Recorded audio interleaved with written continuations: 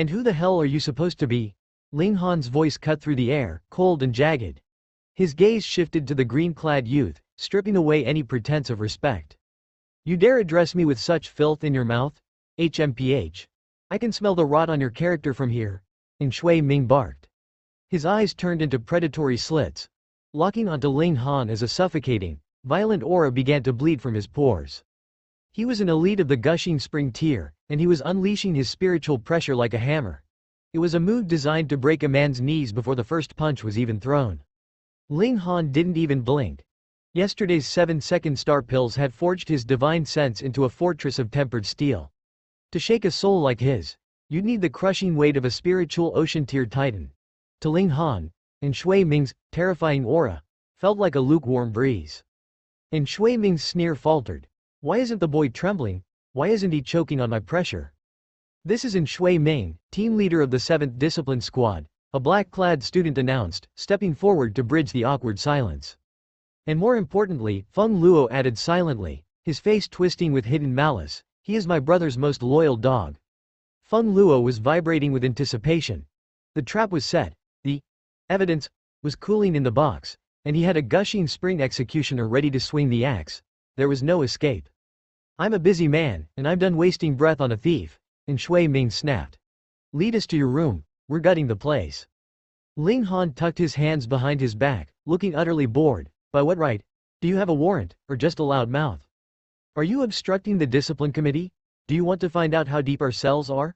And Shui Ming's voice dropped to a lethal growl. He was here as a favor to Feng Luo, he didn't need a reason to be brutal. Ling Han erupted into a mocking, thunderous laugh. Oh, I see, so the discipline committee just needs a suspicion to ransack a student's life.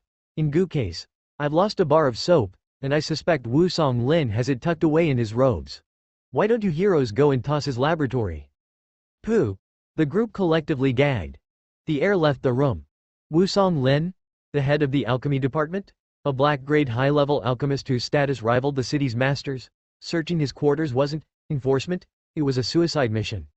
Ling Han's tongue was a suicide blade. To joke about a spiritual pedestal-tier warrior like Wu Song Lin was pure insanity. And Shui Ming's face contorted into a mask of purple rage. You're begging for death? Insulting Master Wu in my presence? Apprehend this lunatic? Now?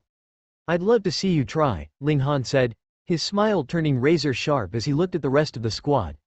Consider your next step very carefully. Don't let yourselves be used as disposable tools for a coward. If you lay a hand on me, I promise you, I will show no mercy. The squad wavered. They weren't all Feng Yan's lapdogs. Seeing Ling Han's total lack of fear, they began to wonder what kind of monster was backing him. In the Huyan Academy, if you weren't careful, you could get crushed between two titans. No one moved. Cowards! And Shui Ming screamed, pointing a shaking finger. Zhang Lin, take him down. Yes, sir, a young man muttered, stepping out with visible reluctance.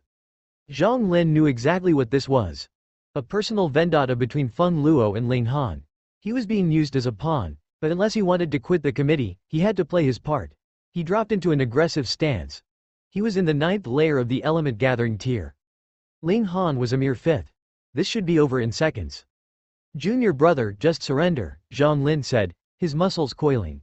Don't make this bloody. Ling Han shook his head. You don't have the strength to make me do anything. Zhang Lin's pride snapped. He was a top 100 student in his tier. To be dismissed by a 5th layer brat was a slap he couldn't ignore. Enough talk.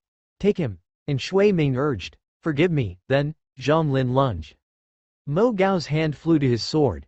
He knew Ling Han was a genius of the blade, but the gap in raw power was too vast. A 5th layer could have all the sword chi in the world and still be crushed by a 9th layer's sheer origin power. But Ling Han didn't draw steel, he met the charge with a bare fist. Pung! A shockwave ripped through the air, kicking up a ring of dust. To the horror of everyone watching, both figures were blasted backward an equal distance. What? Zhang Lin's 9th layer strength hadn't overwhelmed him. It was a stalemate. The crowd looked at Ling Han as if he were a demonic apparition. How could a 5th layer possess the explosive force of a peak warrior? I underestimated you, Zhang Lin hissed, his face hardening. His pride was on the line now. He drew a deep breath, his arms spreading like wings, his left leg hooking upward. Eagle soaring in the sky, he screamed, his battle prowess surging to 10 stars as he became a blur of lethal intent. Ling Han merely sighed. As Zhang Lin closed the distance, Ling Han unleashed a flicker of his true aura, the soul of a heaven-tier monarch. Zhang Lin felt his heart seize. In an instant, he wasn't an eagle. He was a rabbit staring into the eyes of a starving dragon. The terror was paralyzing. His focus shattered, his perfect move turning into a clumsy stumble. Ling Han casually stepped to the side and delivered a savage kick to Zhang Lin's backside. Pung! The ninth layer warrior went flying face first into the dirt, skidding through the mud like a discarded rag. Silence fell, heavy and suffocating. This brat. He's a monster, and Shui Ming thought, a cold, murderous light gleaming in his eyes. He stepped forward, his gushing spring aura flaring white-hot. If the pawns couldn't do it, the king would break the board. Ling Han's expression tightened.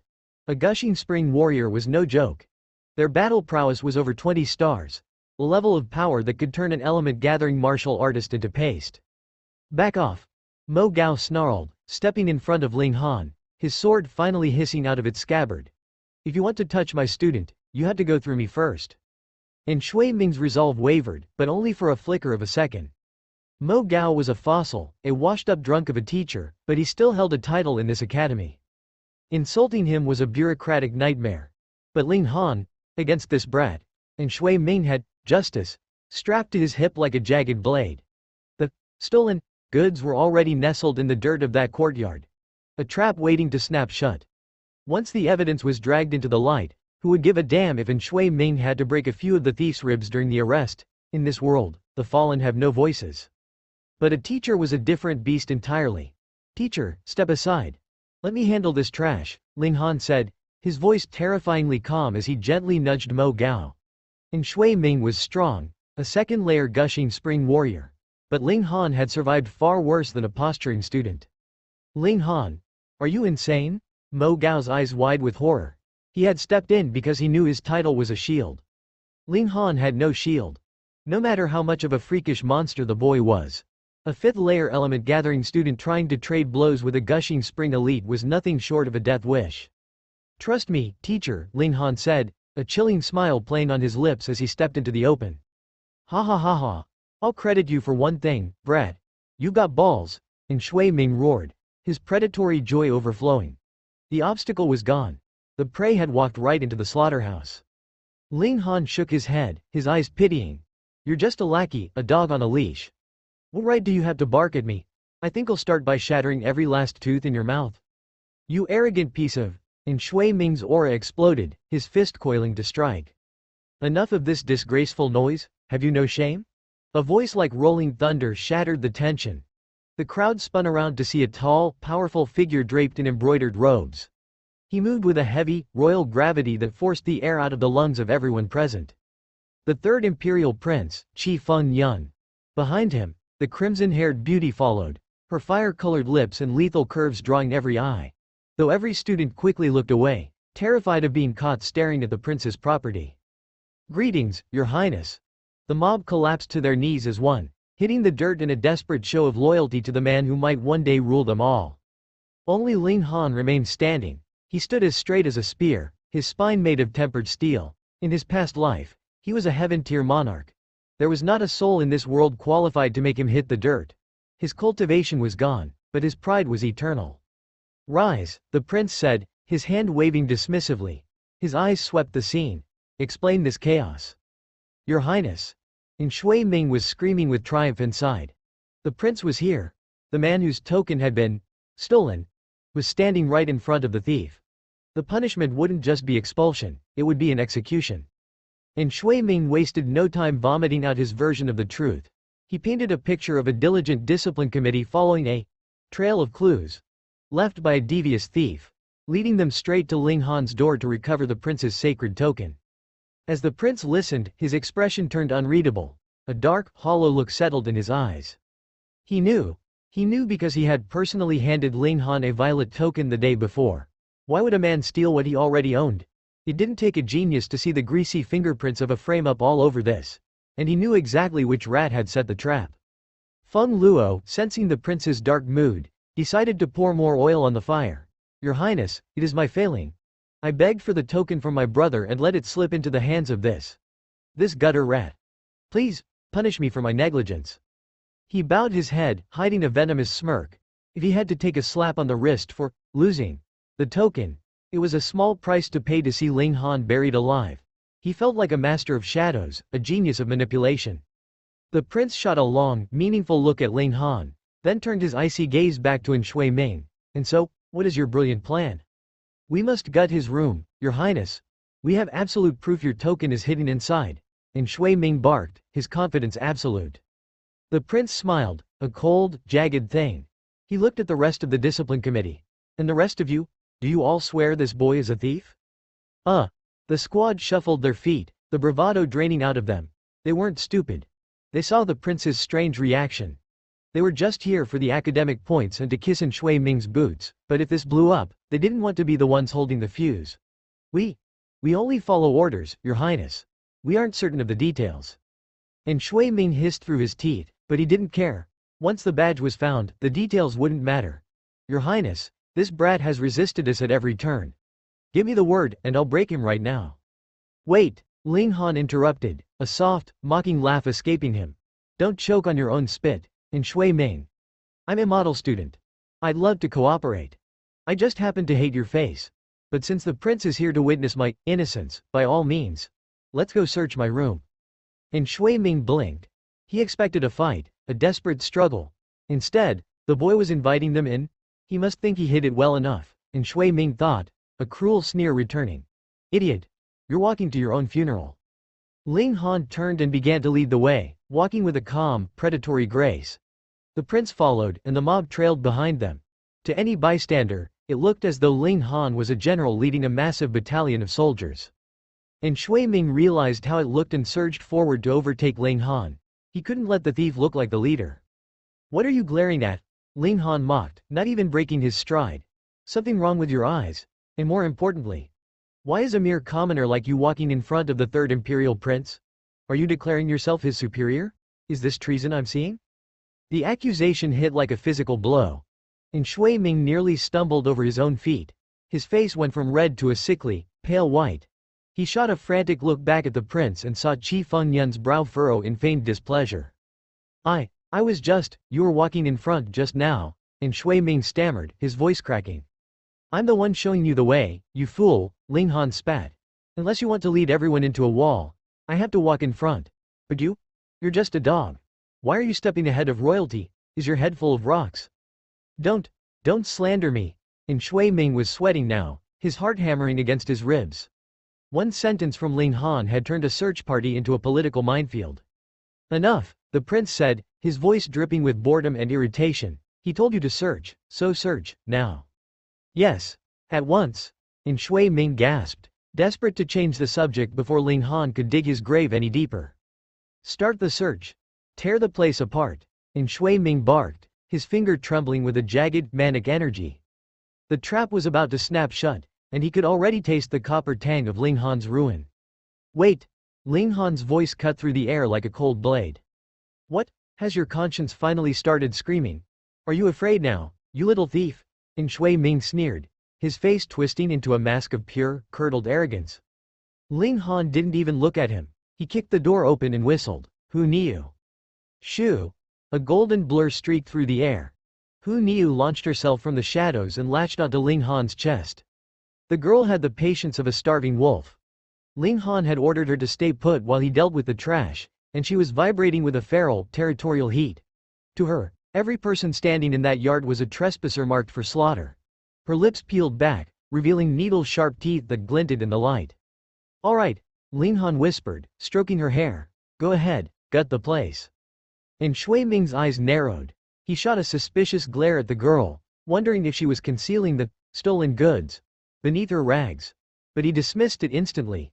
Ling Han hadn't had a second to breathe, let alone coordinate a handoff. The boy was a dead man walking, he just didn't know it yet. "Search!" Shui Ming roared at his squad. "Understood." They flooded the courtyard like a wave of black sludge. Ling Han didn't move. He dragged a chair out into the sunlight, sat down with Hu Niu in his lap, and looked utterly bored. The third prince, the crimson-haired beauty, Mo Gao, Feng Luo, and Wei Hila all stood back, Honor and protocol kept them from barging into a student's private sanctum. Inside, the sound of violence erupted, wood splintering, trunks being overturned, the frantic scraping of boots. The red-haired woman, seeing Ling Han's nonchalance, dragged a chair out for the third prince. Feng Luo, not wanting to look like a common servant while everyone else reclined, took a step toward the porch. Stop. Ling Han's voice was a whip crack. I don't allow dogs in my courtyard. Wah. What did you say? Feng Luo's face turned a violent shade of purple. You dare call me a dog? I've stepped on your neck enough times that I thought you'd learned your place by now. Ling Han sighed, the sound heavy with a bone-deep weariness. Squashing a maggot like you is losing its flavor. It's pathetic. Now, your brother, stepping on him might actually give me a sense of achievement. In his past life, Ling Han only bothered to crush titans. A spoiled brat like Feng Luo was barely worth the dirt on his boot. Ling Han, Feng Luo hissed, his eyes spitting literal fire. Keep barking. In 10 minutes, you'll be begging for a quick death. Found it. A triumphant shout shattered the tension. Moments later, and Shui Ming marched out of the room, his chest heaving, his hand held high.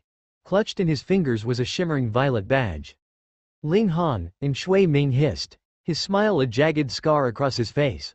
What lie are you going to weave now? Ling Han glanced at the badge, his expression flat. That isn't mine. Of course it isn't, Feng Luo screamed, lunging forward. That's the third prince's gift to my brother. I reported it stolen days ago. You're a thief, Ling Han. A common, filthy thief. Ling Han erupted into a harsh, mocking laugh that echoed off the stone walls. Your IQ is truly in the gutter, isn't it? I arrived in this city the day before yesterday. If you're going to frame me for a days-old crime, at least check the calendar, you idiot. Feng Luo froze, his jaw working fruitlessly. I remembered wrong. I noticed it was gone yesterday. Or maybe this morning, it doesn't matter, it's in your room. And you? Ling Han turned his lethal gaze to Shui Ming. You're a regular detective, aren't you? In a city of millions. You narrowed your suspicion down to me in a few hours? Incredible work. HMPH. You were caught red-handed. Every word out of your mouth is just the desperate rattling of a man facing the noose. Shui Ming snapped. He knew the logic was crumbling. He just needed to secure the conviction before anyone started thinking. There's just one problem, Ling Han said, his voice dropping to a low, dangerous register. Why the hell would I steal that trash? Huh? Why? Feng Luo crowed, thinking he had the ultimate retort. It's a token of the third prince. It marks the holder as his brother-in-arms. It's the most coveted item in the imperial city. Everyone would kill to possess it. Is that so? Ling Han smiled. It was a cold, terrifying sight. I don't have anything else to say to you rats. But I do have something to show the prince. Oh? Qi Fengyun asked, playing his part with a dark, expectant glint in his eye. This. Ling Han reached into his pocket and pulled out his own violet badge, letting it dangle from his fingers. What? The world went silent. The two badges were identical, carved from the same jade, pulsing with the same royal aura. You stole two of them, Feng Luo stuttered, his brain short-circuiting. FCK. The more intelligent students in the squad shifted away from Feng Luo as if he were a leper. They realized the truth in a heartbeat. Ling Han hadn't been arrogant, he had been holding a goddamn royal decree in his pocket the whole time. Actually, the third prince said, his voice smooth and dripping with a hidden malice, I presented that badge to Brother Ling personally yesterday. Boom. The revelation hit the courtyard like a physical explosion. Feng Luo and Shui Ming looked like they had been struck by lightning. They had spent the last hour trying to prove a man had stolen a key to a house he already lived in. Ling Han weighed the token in his palm, his eyes mocking. I never knew your highness was so generous. I heard this allows me to eat for free anywhere in the city? That the prince picks up the bill for everything? The third prince's lip twitched. Is that all my friendship is worth to you? A free meal? If anyone else had said it, he would have had their head. But he remembered Fu Yuan Sheng's trembling respect for this boy. He couldn't afford to be an enemy.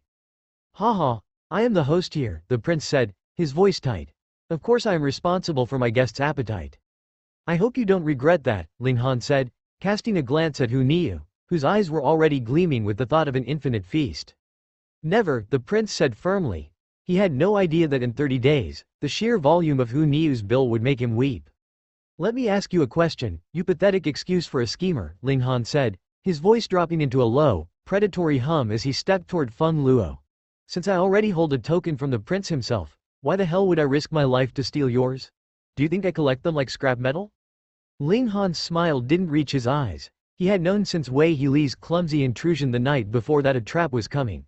If they had tried to plant something truly revolting, like women's undergarments, he would have broken into Wei Heili's room and stuffed them down the man's throat that same night. The crowd stood paralyzed. Logic had left the building. A single token was a mark of supreme status. Having two changed nothing. It was like stealing a second key to a house you already owned. Who knows? Feng Luo stammered, his face a sickly pale. Maybe you're just a kleptomaniac. Maybe stealing is your hobby, it doesn't matter. The stolen goods were in your room. You're a thief. A common thief. Idiot, Ling Han sighed, shaking his head with genuine pity. Stupidity is a terminal disease, isn't it? I've crushed you into the dirt so many times, yet you still haven't learned. To me, you aren't an enemy. You're just a clown in a cheap suit. Shut up, Feng Luo shrieked, his voice cracking. My brother is Feng Yan. He is the king of the new era. He is invincible. You aren't even qualified to stand in his shadow, let alone mine.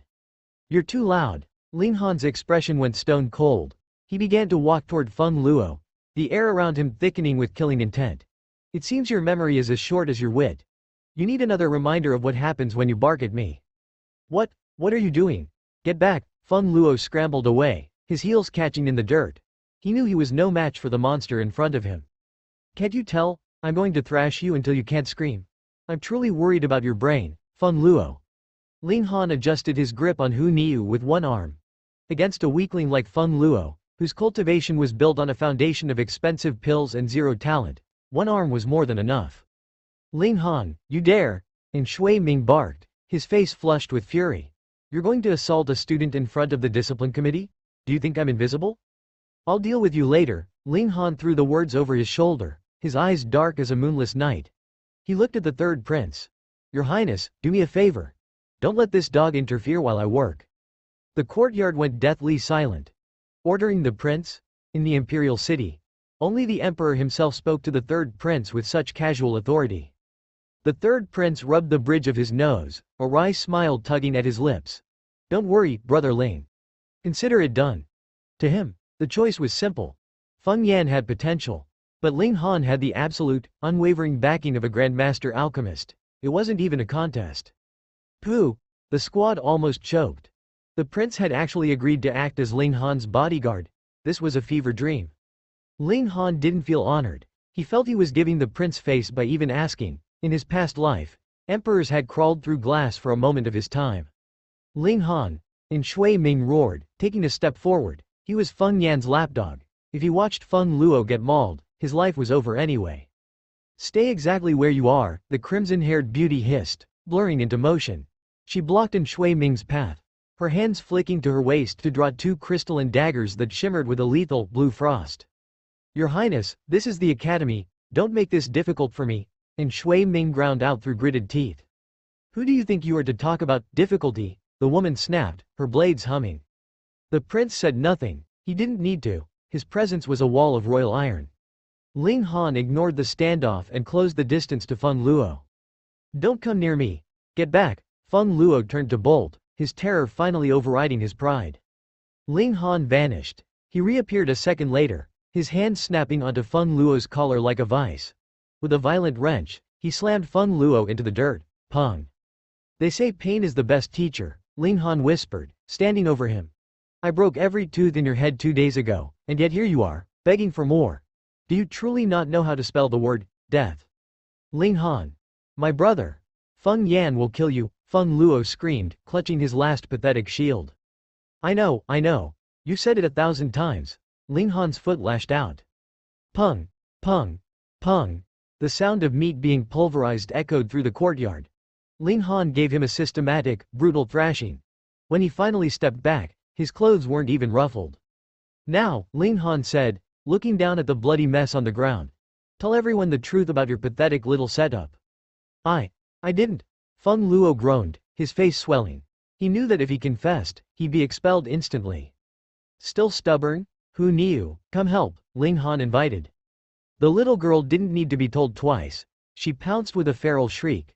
Together, they turned the thrashing into a masterclass in pain. It didn't take long. Feng Luo wasn't a martyr. He was a coward. Between the kicks and the bites, he began to sob, vomiting out every detail of the frame-up. He detailed the plan, the theft, and even pointed a trembling finger at Shui Ming, betraying his co-conspirator to save his own skin. And Shui Ming and Wei He turned ashen. Their worlds were collapsing. HMPH, the third prince's voice was like a gavel. And Shui Ming, as a leader of the discipline committee, you have defiled the rules of this academy. As a prince of the realm, I will ensure your punishment is nothing short of severe. No, please, your highness, and Shui Ming collapsed, his spirit breaking. The prince looked at the rest of the squad, his eyes narrowing. You all heard the confession, didn't you? The squad nodded frantically. They weren't idiots. Feng Yan was a student. The third prince was a future emperor. You didn't bet against the crown. No, I was forced. Feng Luo made me do it, Wei He shrieked, trembling like a leaf. He had lost his alchemist title, and now he was about to lose his freedom. It's not my fault. Save it for the committee, the prince said, waving his hand as if brushing away a swarm of flies. Take them away, all of them. Understood. The discipline committee moved with cold efficiency. They didn't care about their former leader anymore. They dragged the three broken, pale conspirators out of the courtyard like trash being taken to the curb. The female members of the discipline committee didn't just walk away, they lingered, casting raw, hungry gazes at Ling Han. To them, he was a god-tier prize, a man who could snap his fingers and make the third prince jump.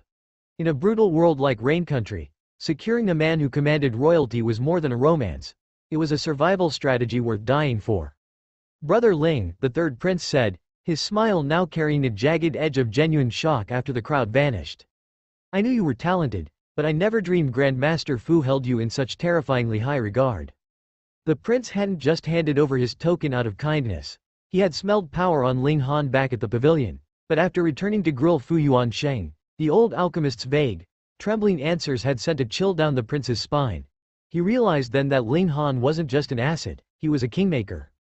Ling Han offered a faint, bored smile. To him, the prince of a backwater territory was a fly. But since he was currently weak, he didn't mind using the man's shadow.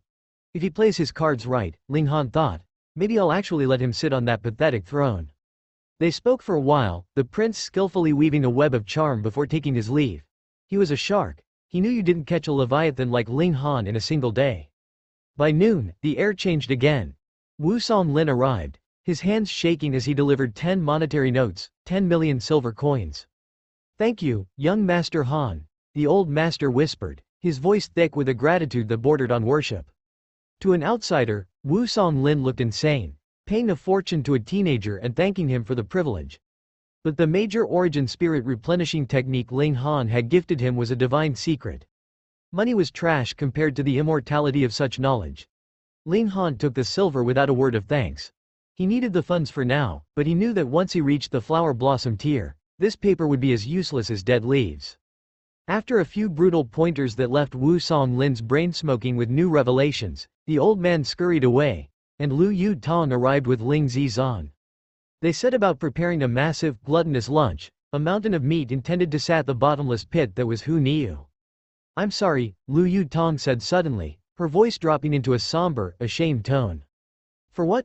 Ling Han asked, his mind already on his next breakthrough. Chen Yun Shang. I couldn't finish him, he has protection. Ling Han's eyes sharpened. Who? Have you forgotten the old lecher who tried to snatch the girls 2 days ago? She asked, her frustration bubbling over. His daughter is the concubine of Sun Ziyan. Sun Ziyan? Ling Han let out a short, brutal laugh. What kind of name is that?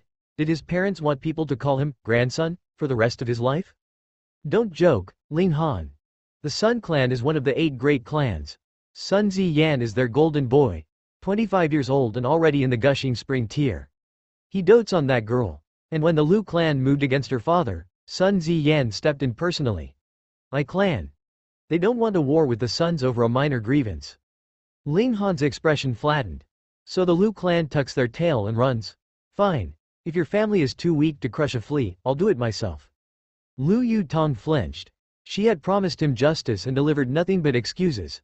Her pride as the Lu clan's princess felt like it was being flayed alive. Don't look so pathetic, Ling Han said, his tone softening slightly. You're a beauty. Give me a smile. Hu Niu, her mouth packed with half-chewed ribs, let out a muffled snort laugh that broke the tension. Lu Yu Tong and Ling Zizan couldn't help but join in. Am I interrupting a feast? A voice as smooth as silk drifted into the courtyard. A girl stood there, her beauty a striking contrast to the rugged surroundings. Li Si-chan. Lu Yu-tong stiffened. The icy princess of the Lu clan meeting the alchemy genius of the Li clan, the twin pearls of the academy. The air in the courtyard suddenly felt electric.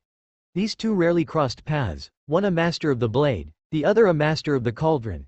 Seeing each other in Ling Han's private sanctuary sparked a sudden, sharp flame of competition in both their eyes. A sour, possessive heat rose in their chests, though neither would dare name it. "Have you eaten?" Ling Han asked Li Si-chan.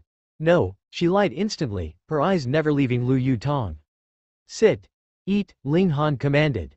Li Si-chan sat, picking up chopsticks with a practiced, elegant grace. "Did you come for a reason, or just for the meat?" Ling Han asked.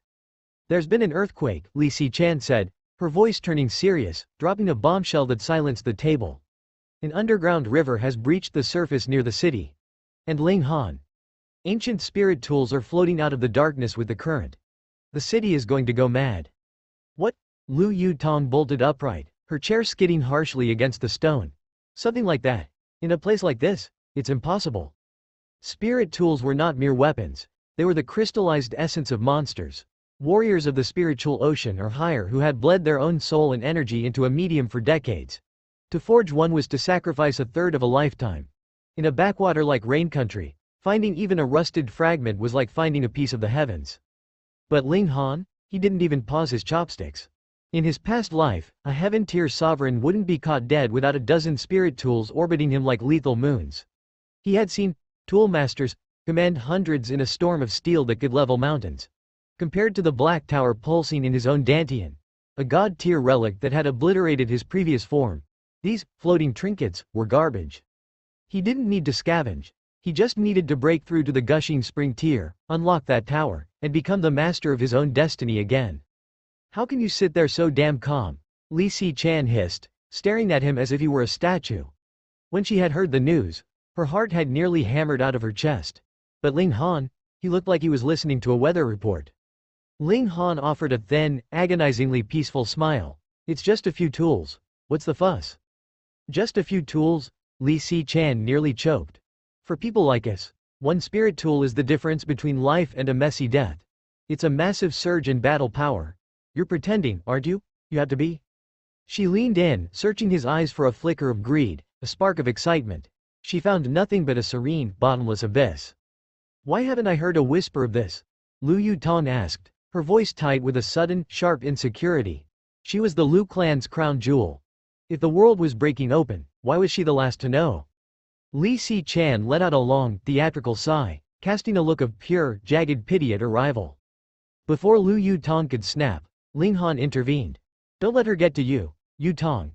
She only knows because Wu Song-lin is desperate to stay in my good graces. News like this is a state secret. The high-ranking elders are probably already there, sealing the perimeter." His eyes turned distant, calculating. "There's likely an ancient ruin at the source of that river. Time, or perhaps that earthquake, cracked the seal, and the treasures are leaking out like blood from a wound. The old monsters won't let children like you near a place that dangerous until they've picked the carcass clean." Li Si-chan froze, her jaw dropping. Are you really 17? That is word for word what my master said. Exactly." Ling Han laughed, a dry, hollow sound. "I've actually lived for over 200 years. Both girls rolled their eyes simultaneously. Typical arrogant brat, they thought. Ling Han just sighed. It was the absolute, brutal truth, yet told to their faces, it was treated as a punchline. It stung. "Then why did Headmaster Wu send word to us?" Lu Yu-tong asked, pointedly using the word "s" to tether herself to Ling Han. A flash of possessive fire ignited in Li Si-chan's eyes. "Master told me to inform Ling Han, alone." Lu Yu-tong didn't get angry. She just curled her lips into a slow, superior smirk that said everything. Li Si-chan's blood began to boil. "Anyway," Li Si-chan snapped, turning back to Ling Han. "Master said these tools are different. They have a consciousness. If anyone tries to grab them, they don't just resist, they scream into the sky and vanish. No one can touch them." Ling Han slammed his hand on the table and stood up. The boredom was gone. His face was a mask of cold, sharp intensity. There were two types of spirit tools. The common trash, mere batteries that drained over time until they became dead iron. Insentient tools. Tools forged from materials so rare they possessed a soul. They breathed spiritual chi. They cultivated. They never decayed. To forge a sentient tool required the fires of a deity transformation tier titan. If level 8 or level 9 sentient tools were bobbing in a river in rain country like dead fish, then something was fundamentally, terrifyingly wrong with the world. Where is this river? Ling Han demanded, his voice like grinding stones. Ha! I thought you were above worldly matters? Li Si-chan mocked, finding her footing again. Look at you, all grown up and greedy now. Shut your mouth and give us the location. Lu Yutong barked, her patience for the other girls' games at an absolute zero. Apologies, Li Si-chan countered, her voice dripping with venomous sweetness. Master's orders were for Ling Han's ears, only. I am his attendant, Lu Yutong said, her chin lifting with a pride that bordered on arrogance. Whatever you have for the master, you filter through me first. Li Si-chan's brain nearly short-circuited. What? You're the princess of the Lu clan? Half the city would kill themselves just to breathe your air, and you're a servant? She looked at Lu Yutong's smug, triumphant expression and realized the girl wasn't ashamed, she was bragging about it. Li Si-chan felt like her head was going to explode. Enough. We're all on the same side, so cut the damn bickering, Ling Han snapped, stepping between them like a judge presiding over a riot. He didn't have a second to waste. That underground river was calling to his soul, and he wasn't about to let two girls drown the opportunity in petty jealousy. Who's on her side? Both girls barked at the exact same instant. They recoiled, then screamed in unison again, stop copying me. Ha ha ha ha. Ling Zizan doubled over in giggles. Even Hu Niu joined in, laughing like a little hyena without even knowing why, she just liked the chaos. If everyone's done stuffing their faces, move out, Ling Han commanded, rising from the table. No, no, Hu Niu protested, her voice muffled by a final hunk of meat. Her mind was a sponge. She was clawing back human speech one word at a time, but her territorial instincts remained as sharp as her teeth. Ling Han paused, weighing his options. Yutong, you stay here. Watch the girls. Lu Yutong's head whipped around, her eyes flashing with a mix of hurt and defiance. No, I'm in the gushing spring tier. I'm your blade, Ling Han. I'm going with you. Ling Han felt the headache tightening behind his eyes. This wasn't a day trip. Ling Zizan was manageable, but Hu Niu was a man-eating tiger in a child's skin. If he left her with a random sitter, he'd return to a pile of bones. Yet, the ancient ruins were a meat grinder. He couldn't drag two children into a tomb. Fine.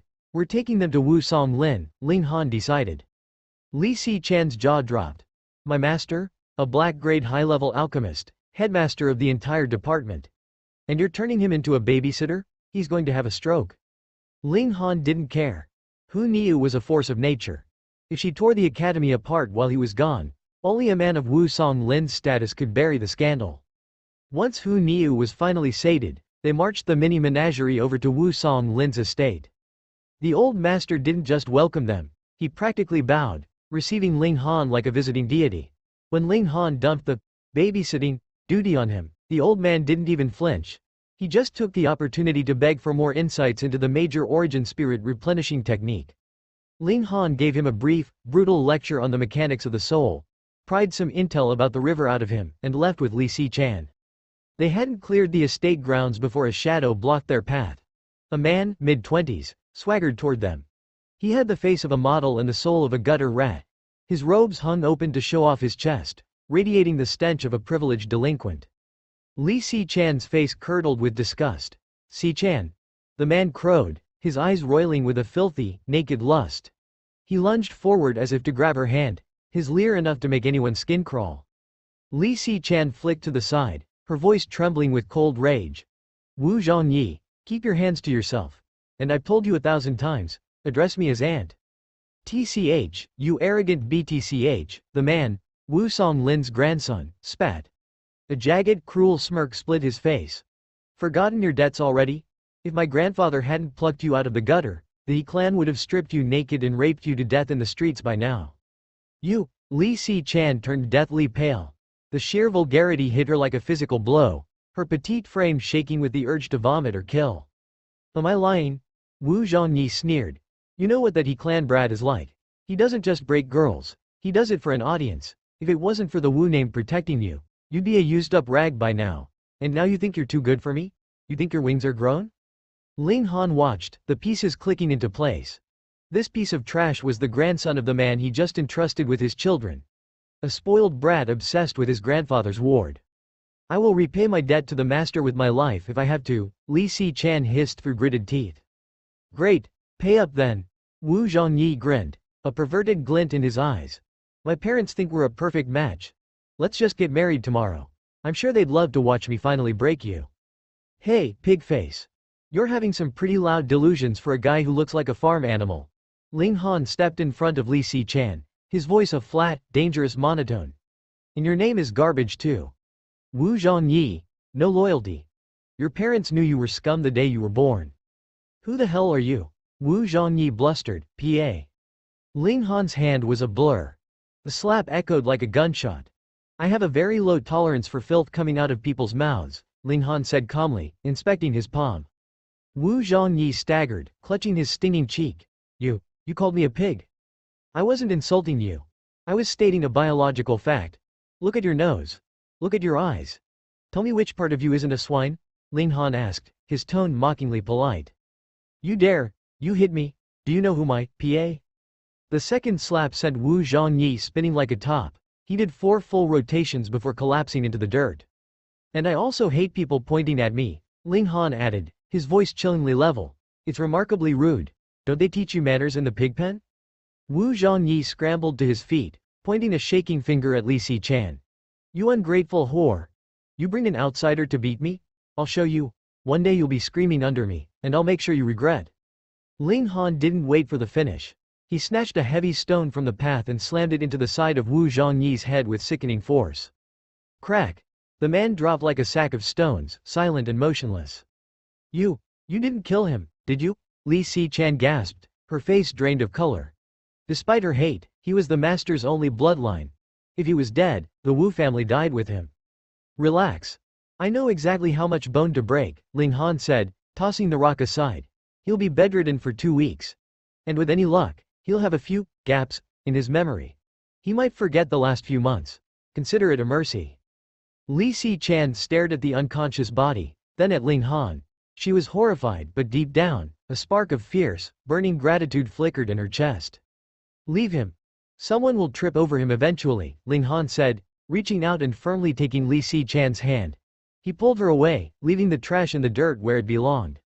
Li Si Chan didn't fight him. She let herself be led, her heart hammering against her ribs for an entirely different reason now. But when they rounded the corner back to Ling Han's courtyard, they ran straight into Lu Yutong. She saw their intertwined hands, and her beautiful face transformed into a mask of pure, murderous frost. Ling Han chuckled, the sound dry and devoid of warmth, as he released Li Si Chan's hand. Finished packing, or were you too busy sharpening your blade? While he and Li Si Chan had been dumping the children at Wu Song Lin's estate, Lu Yutong had been left behind to gather their gear. It's done, Lu Yutong replied, her voice clipped and cold. She didn't even look at Ling Han. Her eyes were locked onto Li Si Chan, dark and predatory. She was silently weighing the odds of, accidentally, leaving the girl's corpse in some nameless ravine once they reached the wilderness. Then let's move.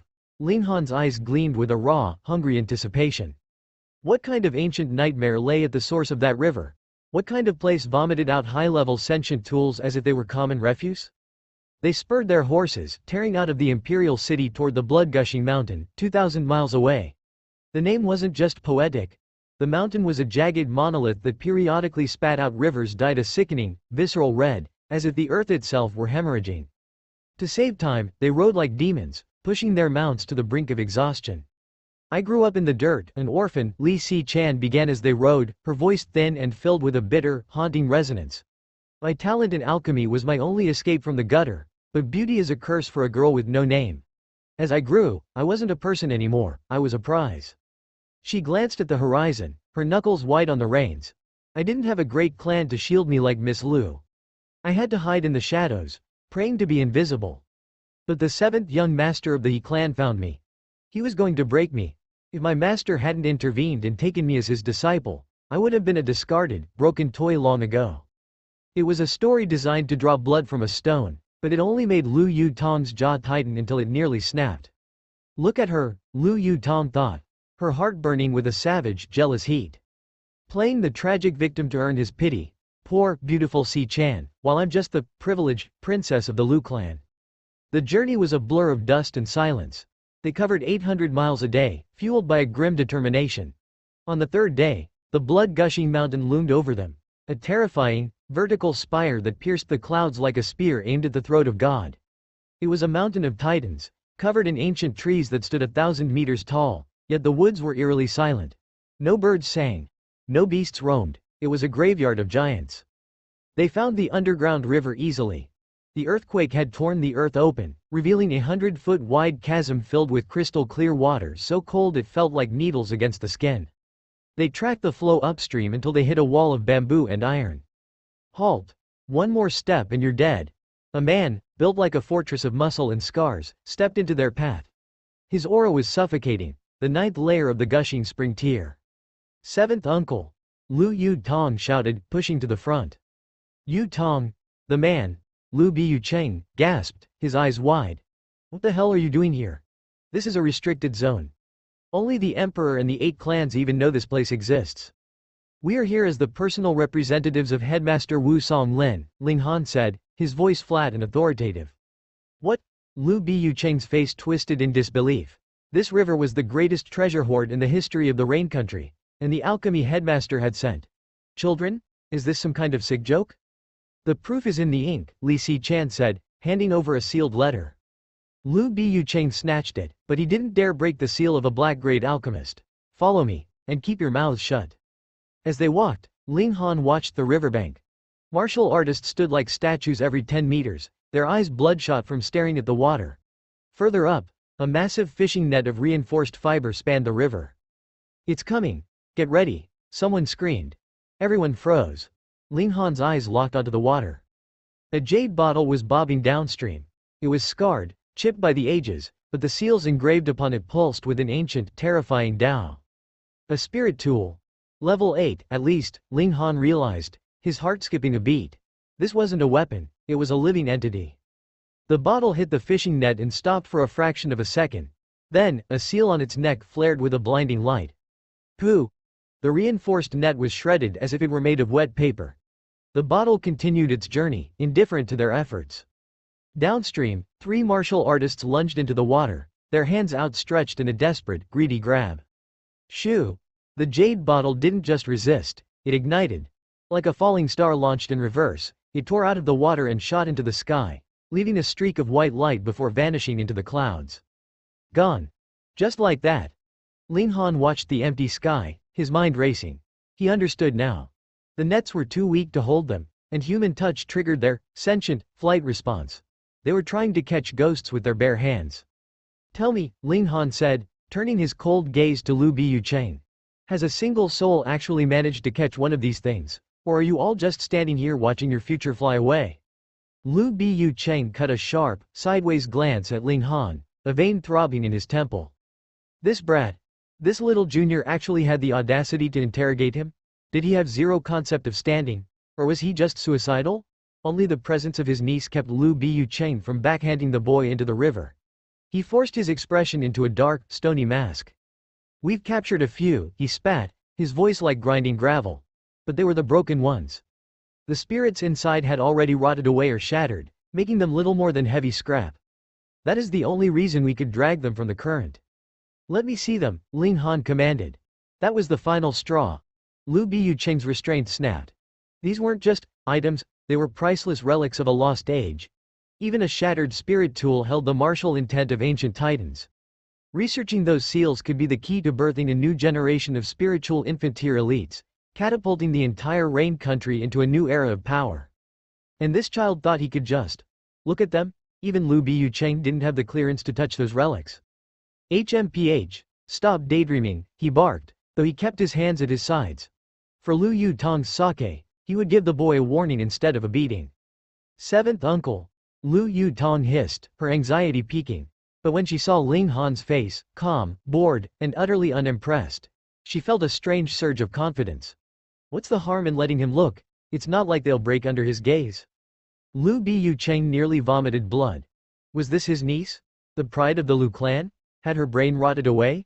It won't break from looking, the emperor wouldn't break from a look either. But you didn't just walk up and stare at the Son of Heaven. This was about authority, about the raw, brutal hierarchy of the world. I don't have the power to grant that, he growled.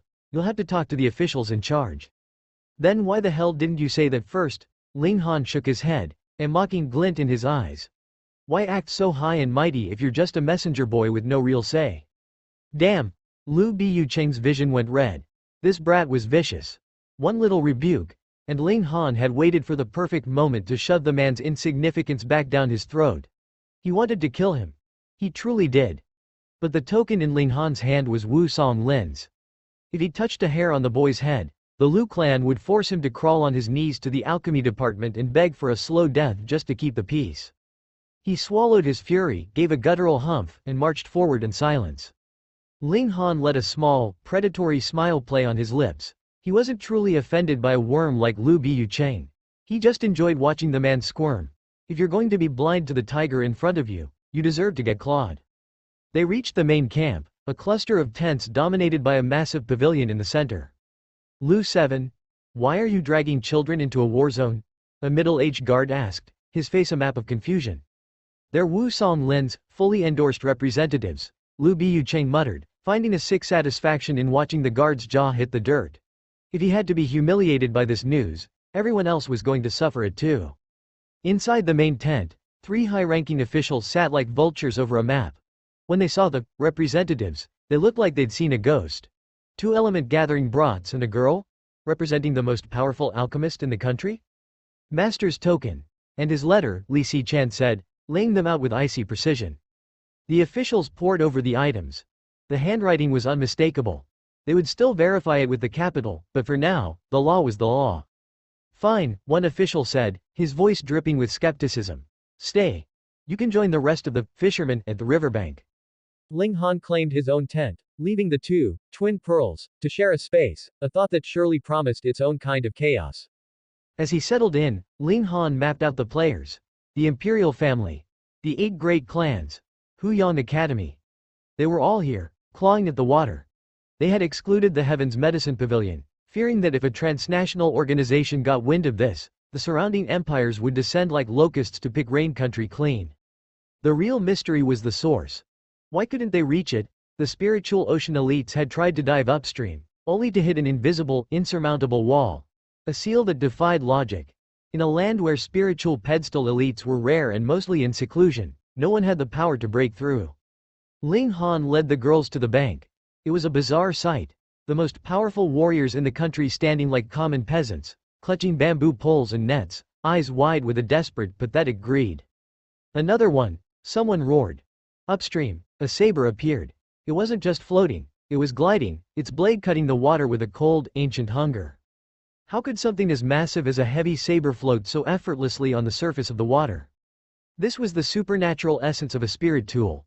Some were as heavy as mountains, while others were lighter than a stray feather. It all depended on the martial intent. The soul, carved into the iron. At first, Ling Han's gaze was indifferent. But as his eyes swept over the floating blade and caught the symbol etched into the hilt, his face transformed. His entire body began to shake with a violent, visceral tremor. What is it? Lu Yutong and Li Si-chan asked in unison. They glanced at each other with mutual disdain, then followed his gaze. When they saw the image of a naked woman carved into the saber's hilt, they both flushed with embarrassment and cursed under their breaths. Men.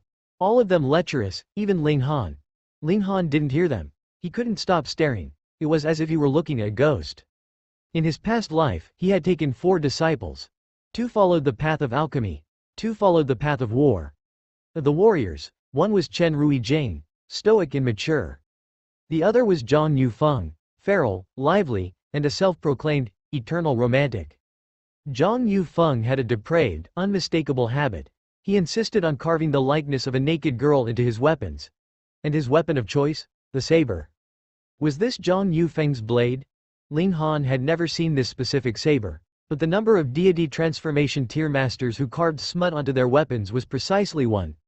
Ling Han recognized the artistic hand, the stroke of the lines. There was no mistake. This belonged to his mad disciple. 10,000 years had passed. He knew his disciples were long dead, dust and memory. He had accepted that.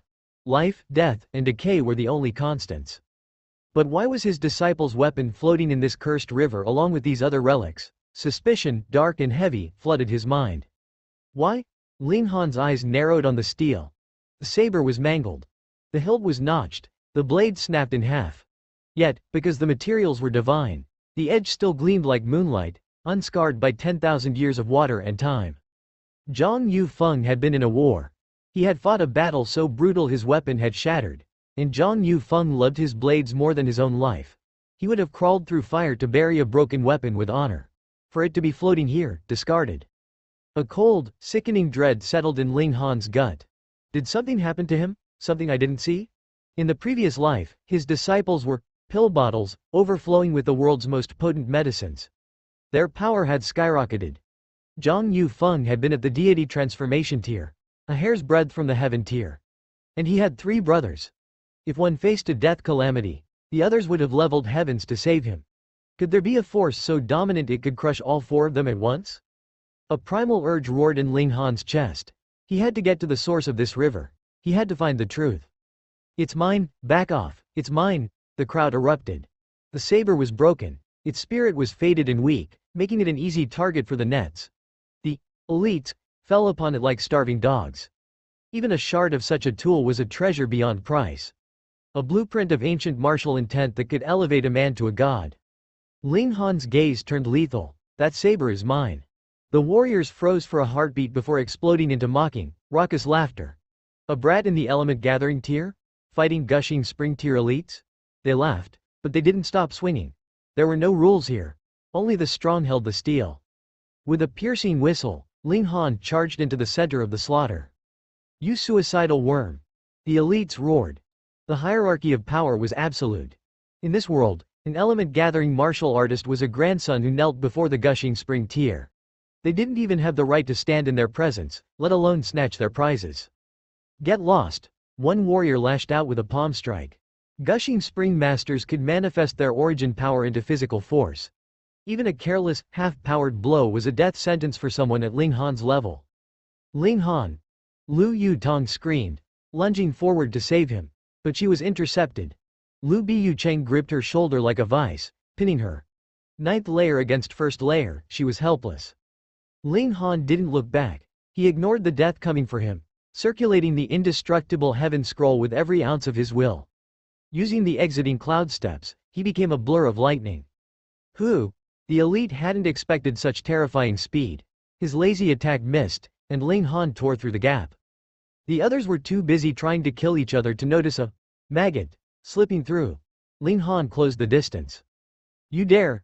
Realizing the brat was inches from the saber, the elites turned their fury on him. A dozen palm strikes, all from 7th layer gushing spring masters and above, descended at once. It was a tsunami of destructive force. Pung! Ling Han was blasted back, his body flying through the air like a broken doll. But the crowd went silent as they saw his hands. Even as he was launched, he had lunged forward and locked his arms around the broken saber. Forget him, he's just a brat, one elite huffed. Let's finish this among ourselves, then peel the saber from his corpse. Nonsense, we agreed. First come, first served. If we're deciding by power, I'll bring my clan elder and kill you all. As they brawled and argued, they didn't see Ling Han's mangled body twitch. Slowly, agonizingly, he sat up. They hadn't used killing moves because they feared each other's backgrounds, which was the only reason Ling Han wasn't a red smear on the grass. But the sheer concussive force had shattered his bones and turned his internal organs into a bloody pulp. He should have been bedridden for months. He should have been dead. But within his marrow, a single drop of indestructible true fluid pulsed. The body of dead tree had congealed this essence. It was the ultimate defiance of death. As long as a single spark of life remained, it would rebuild the temple of his body. This was the true, terrifying power of the indestructible heaven scroll. Ling Han sent a jagged mental command to his core, and that single, pulsing drop of indestructible true fluid detonated. Like a divine dew, it flooded every fiber of his being.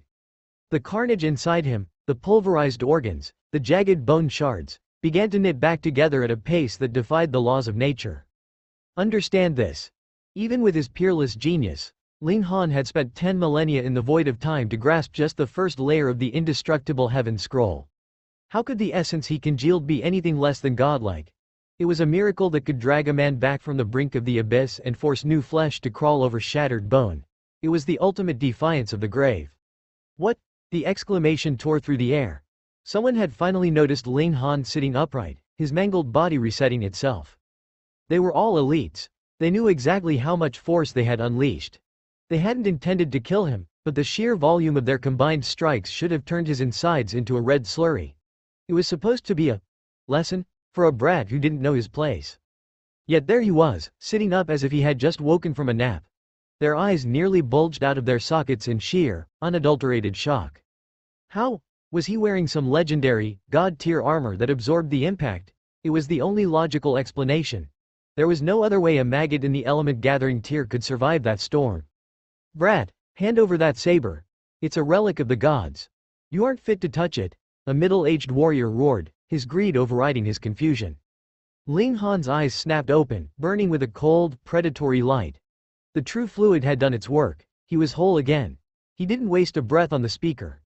Instead, he plunged his divine sense into the cold steel of the broken saber, searching for the flickering ember of the spirit buried within.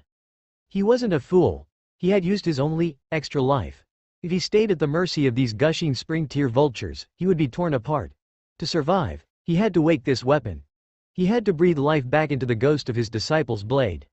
I taught him everything, Ling Han thought. Our martial intent flows from the same vein. Wake up, you damn piece of iron.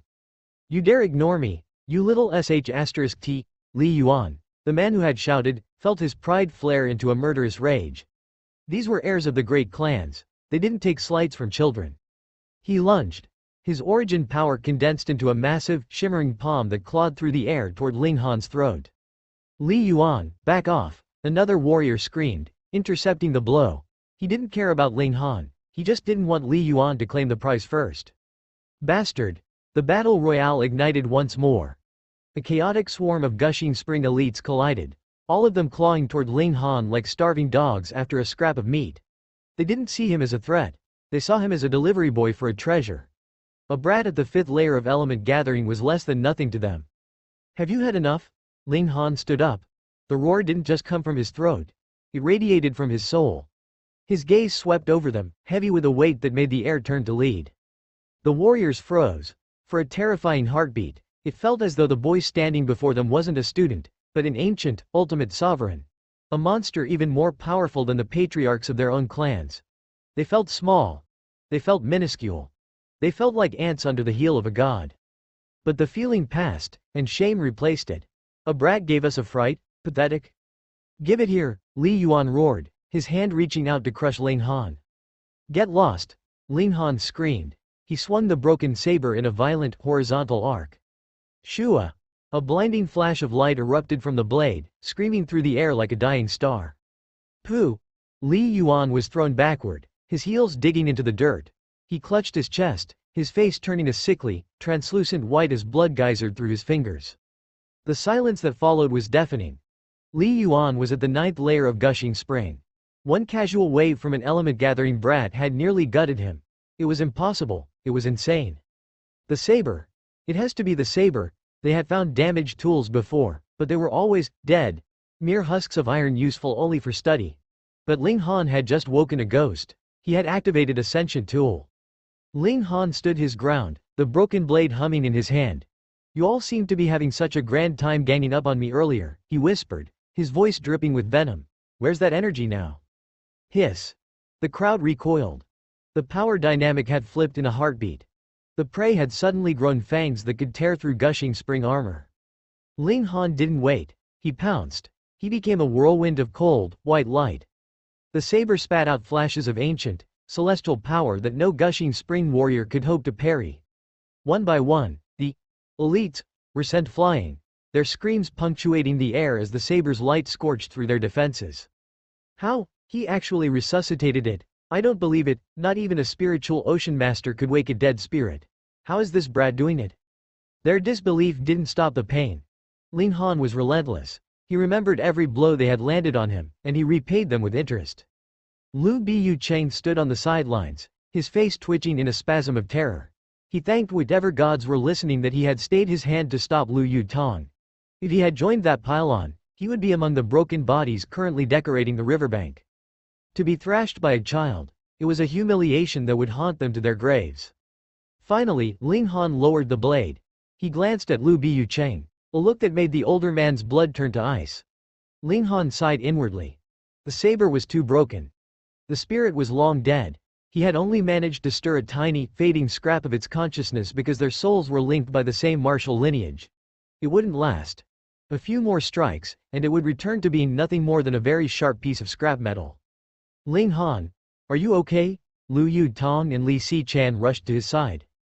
Does he look not okay to you? Liu Biucheng thought bitterly, looking at the groaning, bloody mess of warriors on the ground.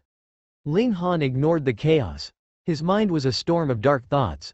He nodded briefly to the girls, gripped the saber, and retreated into his tent. Let them complain. Let them seek revenge. He was under Wu Songlin's protection, and besides, who would admit to being beaten by a child? Their own pride would keep them silent. Inside the tent, Ling Han placed the hilt on his lap. He studied the nicks and the jagged break of the steel. He reached it. Ling Han confirmed his suspicion. The martial intent etched into these seals. It was at the level of a heaven-tier master.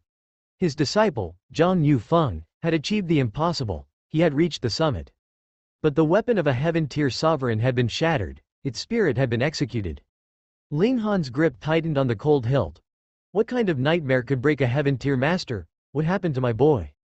Zhang Yufeng was a bottom-tier talent compared to his brothers. If even that blockhead had clawed his way into the heaven tier, then the other three were undoubtedly monsters of the same rank.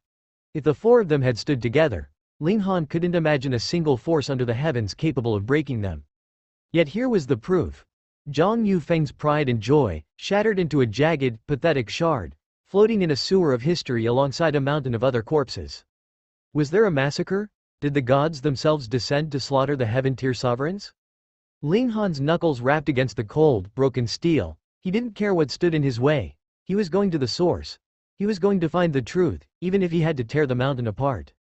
But his display of power hadn't gone unnoticed. By resuscitating a dead tool and thrashing a dozen gushing spring elites, he had forced the hand of the shadows. That night, the summons came. The old monsters in charge wanted to study the secrets with him. Ling Han didn't play coy. He wanted to see what else the river had vomited up. 11 spiritual tools lay on a table before him, looking like weathered junk.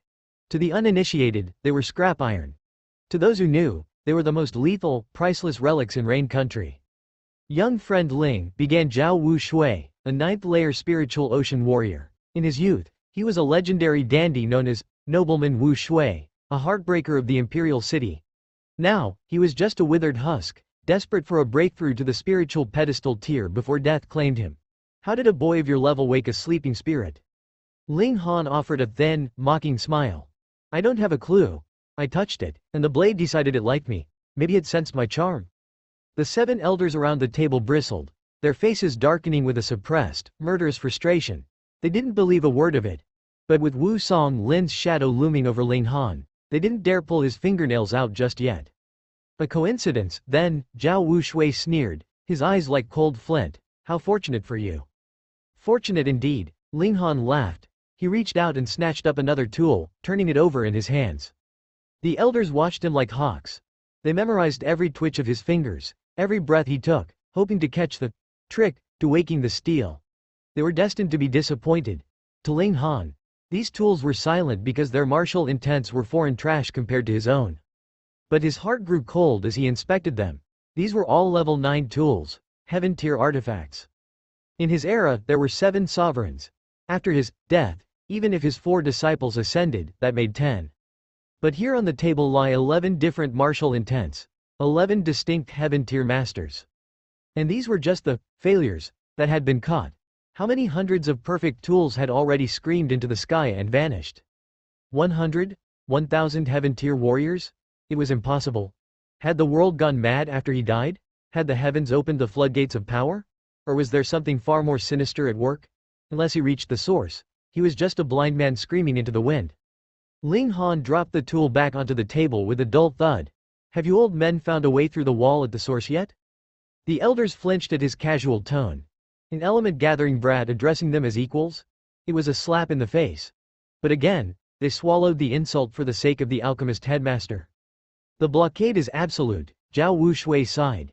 Even a spiritual pedestal master would be crushed. Unless he decides to move. He glanced at Qi Ju Shan of the imperial family. They were talking about the Qi clan's hidden flower blossom tier ancestor. To these mortals, flower blossom was the peak of existence. Immortals who could fly and live for centuries. Ling Han kept his mouth shut to keep from laughing. Flower blossom? These were level 9 relics. A level 6 flower blossom warrior trying to break a heaven tier seal was like an ant trying to headbutt a fortress. He let them keep their delusions. It was safer that way. Tomorrow, I'm going in, Ling Han declared. Some grumbled, but Qi Jushan smiled, a fake, oily expression that didn't reach his eyes. By all means, young friend. As Wu Song Lin's voice, it is your right. They want to watch me, Ling Han thought. They think I'm the key to the lock. The next morning, with Lu Yutong and Li Xichan clinging to him despite his warnings, Ling Han headed upstream. They weren't alone. 14 spiritual ocean bodyguards followed in a predatory pack. They reached the base of the mountain where the river vanished into a black, jagged gullet. To go further, they had to dive. The water was a liquid gray, pitch black and so cold it felt like it was trying to stop their hearts. They swam through the suffocating darkness for an hour, the pressure of the mountain heavy above them. Just as the air in their lungs began to burn like acid, a light flickered ahead. Ling Han stopped. It wasn't the sun, it was a shimmering, geometric web of white light stretched across the tunnel, vibrating with a power that made the very water hum. This, Ling Han whispered into the water, his soul recoiling. This is the light of God. In his last life, Ling Han had crawled through the bowels of countless ancient ruins, and in the dark, forgotten corners of the world, he had stared into the heart of the light of God. The shattering void tier. The peak above the heaven tier. It was whispered that those who mastered it could tear the very fabric of reality and ascend as true gods. The protective barriers left behind by these monsters were known as the light of God.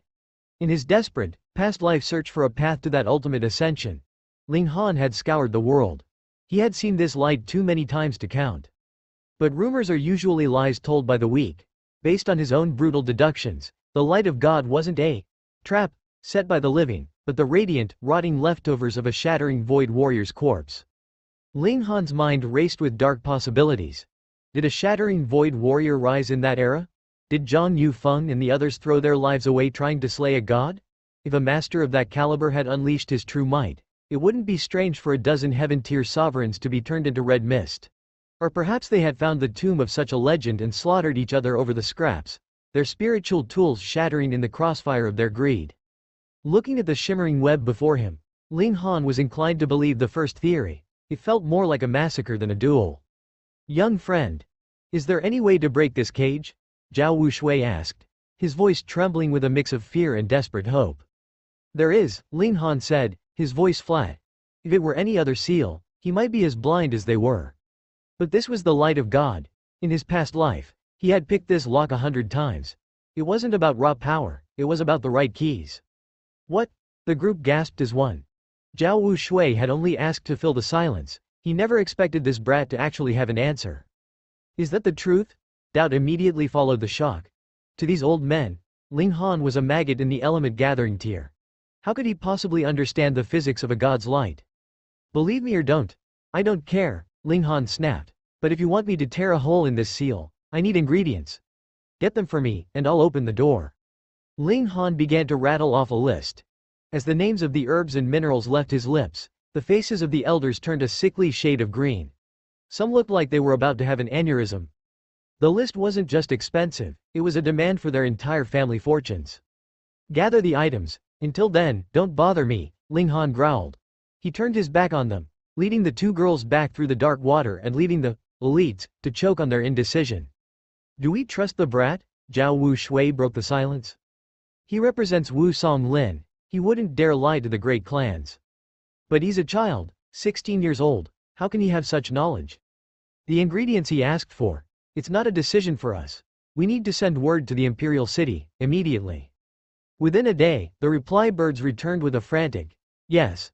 The clans were so desperate they were willing to gut the national treasury to see what lay beyond that wall.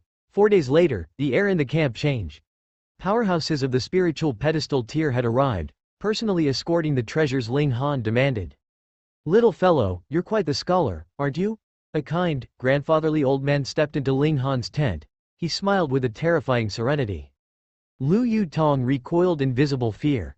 This was Li Zhangyi, an elder of the Li clan. Behind that gentle smile lay a man who had built a mountain of corpses in his youth. He was a god of death who had only recently traded his blood-stained blades for the quiet pursuit of the flower blossom tear. Ling Han didn't even blink. He had looked heaven-tier sovereigns in the eye. He wasn't going to be rattled by a god of death who still had one foot in the grave. I like to read, Ling Han said with a casual shrug. I pick things up. The light of God couldn't be broken by force. Not even a heaven-tier master could punch through it. Ling Han had spent years perfecting the alchemical key to dissolve a hole in its structure. Hee, it's good to be young and have time to waste, Li Zhangyi chuckled, a sound like dry leaves on a grave. Unlike me. I don't even know if I'll wake up tomorrow. Then you should let me work, elder, Ling Han said, effectively dismissing the most dangerous man in the country. I need a day of preparation. Then, I'll break the wall. Li Zhangyi froze. No one spoke to him like that. But he needed the door opened. He swallowed his pride and exited the tent. Whew.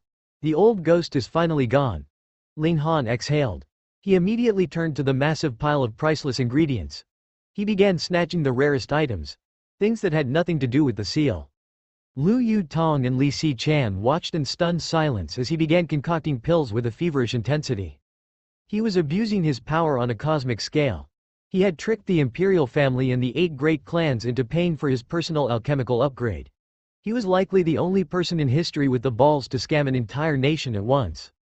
If I'm going to do their dirty work, I'm getting paid, the Alchemy Emperor thought.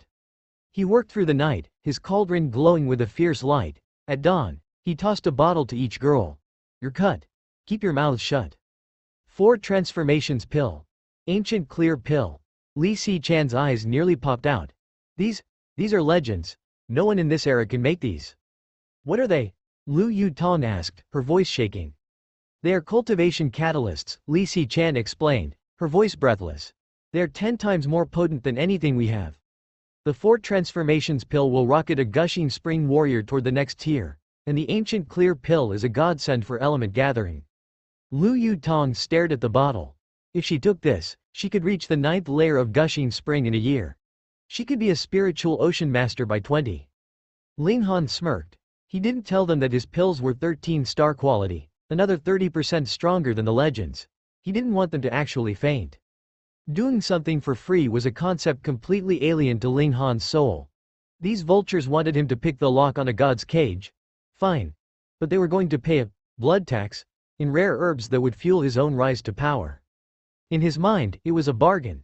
To have a heaven-tier sovereign perform labor for the price of a few handfuls of grass? They should be down on their knees thanking him for his generosity. Move out, he commanded, his voice cold and sharp. We shouldn't keep our seniors waiting, it would be impolite. Lu Yutong and Li Si-chan nearly tripped over their own feet, rolling their eyes. The preparations he had spent the last 24 hours doing were nothing but a frenzied, greedy alchemy session. He had made them wait like dogs while he brewed his personal fortune, and now he was playing the well-mannered junior. The man was utterly, unapologetically shameless. They emerged from the tent to find the spiritual pedestal. Monsters, waiting. These old men were legends, vicious, cunning, and powerful enough to reshape the geography of Rain Country with a single strike. Yet, they greeted Ling Han with oily, practiced smiles. Old foxes, Ling Han thought, his lip curling in a silent sneer. In my last life, you wouldn't have been fit to sweep the dust from my doorstep. I apologize for the delay, seniors, Ling Han said, his voice a flat lie. Young friend, your hard work is our gain. The old monsters chimed in, their greed masking their irritation. They marched back to the source, to the shimmering, geometric nightmare of the light of God. Ling Han didn't waste a second. He began to move. His hands became a blur, weaving the rare ingredients into the air and water with a precision that bordered on the divine. The elders watched, their eyes widening. There was a rhythmic, terrifying beauty to his movements. Every flick of his wrist seemed to harmonize with the heartbeat of the world. Do you see it? One whispered. The way he moves. It's as if he's a part of the Tao itself. A natural martial body, another hissed, his eyes burning with a new kind of hunger. To them, Ling Han was no longer just a talented brat, he was a living relic. If they couldn't kidnap him because of Wu Songlin, they would bind him with blood. Marriage. They were already mentally listing the most beautiful daughters of their clans, ready to auction them off to tether this monster to their lineage. Ling Han ignored the stench of their schemes. He slammed the final ingredient into the barrier. KK crack. A jagged, glowing hole tore open in the light of God, wide enough for a man to step through. He did it. The elders surged forward, their self-control snapping. Stop! Ling Han's arm shot out, barring the way. Brat, move! A powerhouse from the Qian clan roared, his spiritual pedestal aura exploding outward like a physical weight, trying to crush Ling Han into the dirt. Ling Han didn't flinch. He met the old man's murderous glare with a chilling, vacant smile. By all means, senior. Step through. If you're tired of living, I won't stand in the way of your suicide. The Qian elder froze, his foot hovering over the threshold. The seal is open, isn't it? It's a needle hole in a mountain, Ling Han spat. An ordinary person could walk through, but a warrior's body contains power that triggers the light's rejection. The stronger you are, the more violent the erasure. You try to force your way in with that spiritual pedestal core, and the light of God will turn you into ash before you can scream. The old man recoiled, his face pale with a mix of fear and humiliation. Why didn't you say so, you arrogant little sh*t? You almost killed me. Ling Han smirked. Do you see the pile of ingredients I haven't used yet? Did you think I was just keeping them for a rainy day? The girls behind him shuddered. He already stole the best stuff. This is just the theater. Ling Han continued his work, stabilizing the hole. Now, a body refining ant could survive it. Now, element gathering. Now, gushing spring. Suddenly, Ling Han stopped. He wiped his brow and exhaled a long, theatrical sigh. My strength is spent. The ingredients are gone. This is the limit. Only gushing spring tier warriors and below can enter. The elders' faces curdled. Only gushing spring?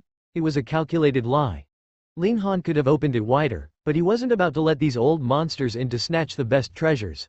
He wanted a playground where he was the apex predator. Fine, Li Zhangyi growled, his mind already racing. We seal the area. No one enters until we summon the geniuses of our clans from the capital. We go in together or not at all. Agreed. The others roared, their paranoia ensuring that no one got an edge. No objections here, Ling Han said, his smile sharpening. But move fast. This door slams shut in 10 days, permanently. Damn him. The elders scrambled, sending out a cloud of messenger birds that darkened the sky. For the next 4 days, the camp became a hive of activity. The elite youth of the 8 clans and the imperial family arrived in waves, arrogant, hungry gushing spring warriors, all dreaming of ancient power. Ling Han stayed in his tent, swallowing the high-grade pills he had swindled from their treasuries. He felt his power surging, his foundation becoming as solid as bedrock. Stealing from the rich isn't just a hobby, he mused, it's a spiritual necessity. By the 7th day, 200 young lions stood at the river's edge. The elders looked at the shimmering hole in the god's light. Time was running out. Go! In the shadows of the last few days, Ling Han and the 2 girls had been forging themselves into something sharper, something far more lethal. Lu Yu Tong had been a coiled spring of latent energy for far too long. With her 3 yin vanishing veins and the 3 yin mysterious arts, her cultivation was already a runaway train. But now, she held the 4 transformations pill. This wasn't just a supplement, it was a hammer designed to shatter the wall between her and the second layer of the gushing spring tier. Most martial artists in Rain Country spent decades rotting at the peak of a tier, their minds too dulled to grasp the comprehension needed to evolve. That was why the spiritual pedestal tier was a graveyard of broken dreams. They lacked the insight to ascend. But the 4 transformations pill forced that comprehension into the marrow. Lu Yu Tong was sharp, but the pill made her a genius of necessity. She tore through the bottleneck and stepped into the second layer with a cold, predatory grace.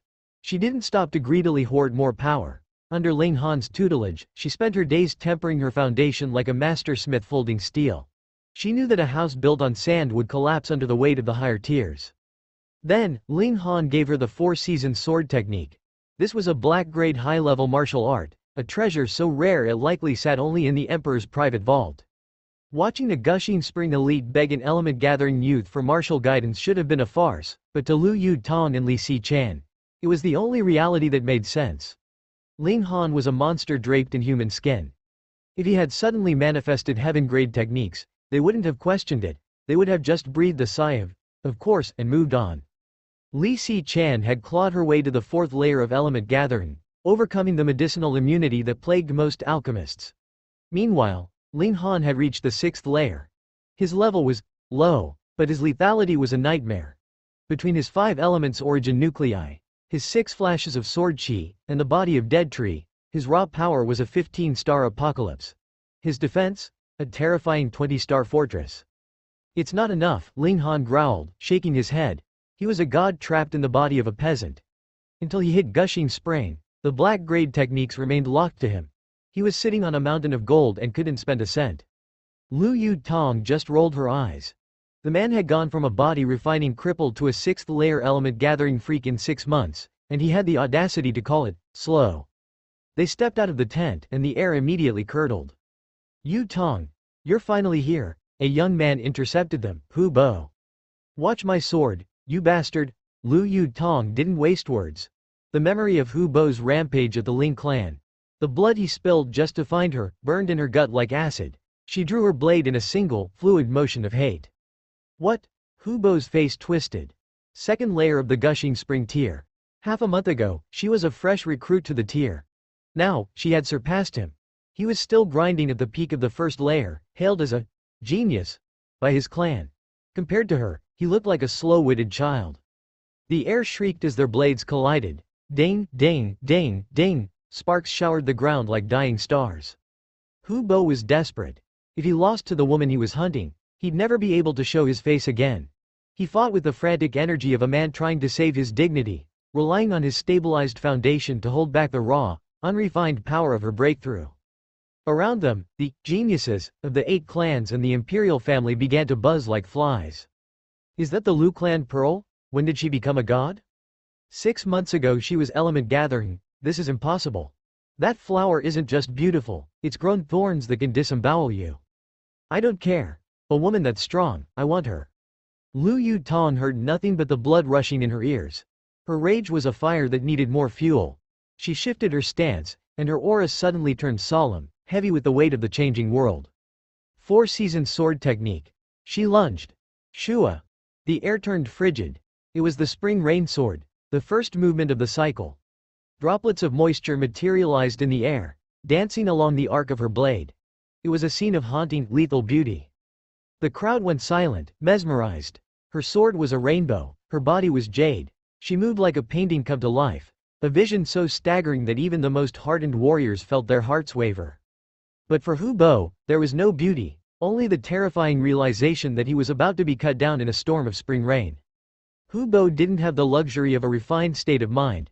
He was suffocating under a colossal, jagged pressure. Beads of cold sweat didn't just roll. They stung his eyes as they poured down his forehead. Lu Yu Tong moved with the grace of a deity, her movements heartbreakingly elegant, but to him, she was a goddess of war, cold and lethal. The aura radiating from her was so suffocating that his nerves were screaming, stretched to the point of snapping. For a split second, the urge to hurl his sword away and beg for mercy nearly broke him. But to crawl in the dirt in front of this crowd? The clan elders would skin him alive. Arg! He let out a primal roar, his blade vibrating at a frantic, desperate rhythm as he unleashed his most brutal secret art.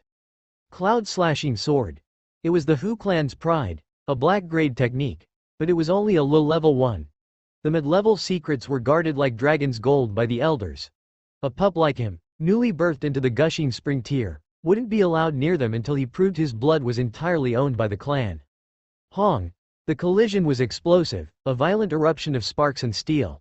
Even the old monsters, the spiritual pedestal titans, drifted out from their tents, watching with cold, thin smiles. To them, this was a playground squabble, but even they couldn't ignore the sheer potential bleeding out of these two. The cloud-slashing sword was arrogant, overbearing, designed to cleave the very heavens. In contrast, the spring rain technique felt like a gentle mist, a peaceful breath of wind meant to nurture the soil. But why was it a high-level technique? Because even the softest rain can drown the world. Shua, shua, shua. Droplets of waterlight danced in the air, suddenly sharpening into millions of microscopic needles. These weren't mere water. They were liquid blades of origin power. They bypassed Hu Bo's defenses, screaming into his pores and shredding his veins from the inside out. 3 moves. That was all it took.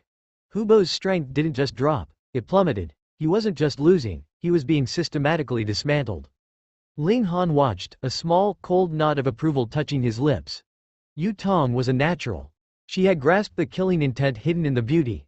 This was the true terror of a black-grade high-level art.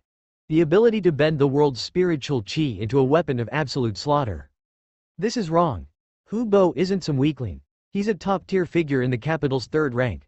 How is he being butchered this fast? It's not just her power. It's that cursed sword technique. It's soft, but it's eating him alive. Gods!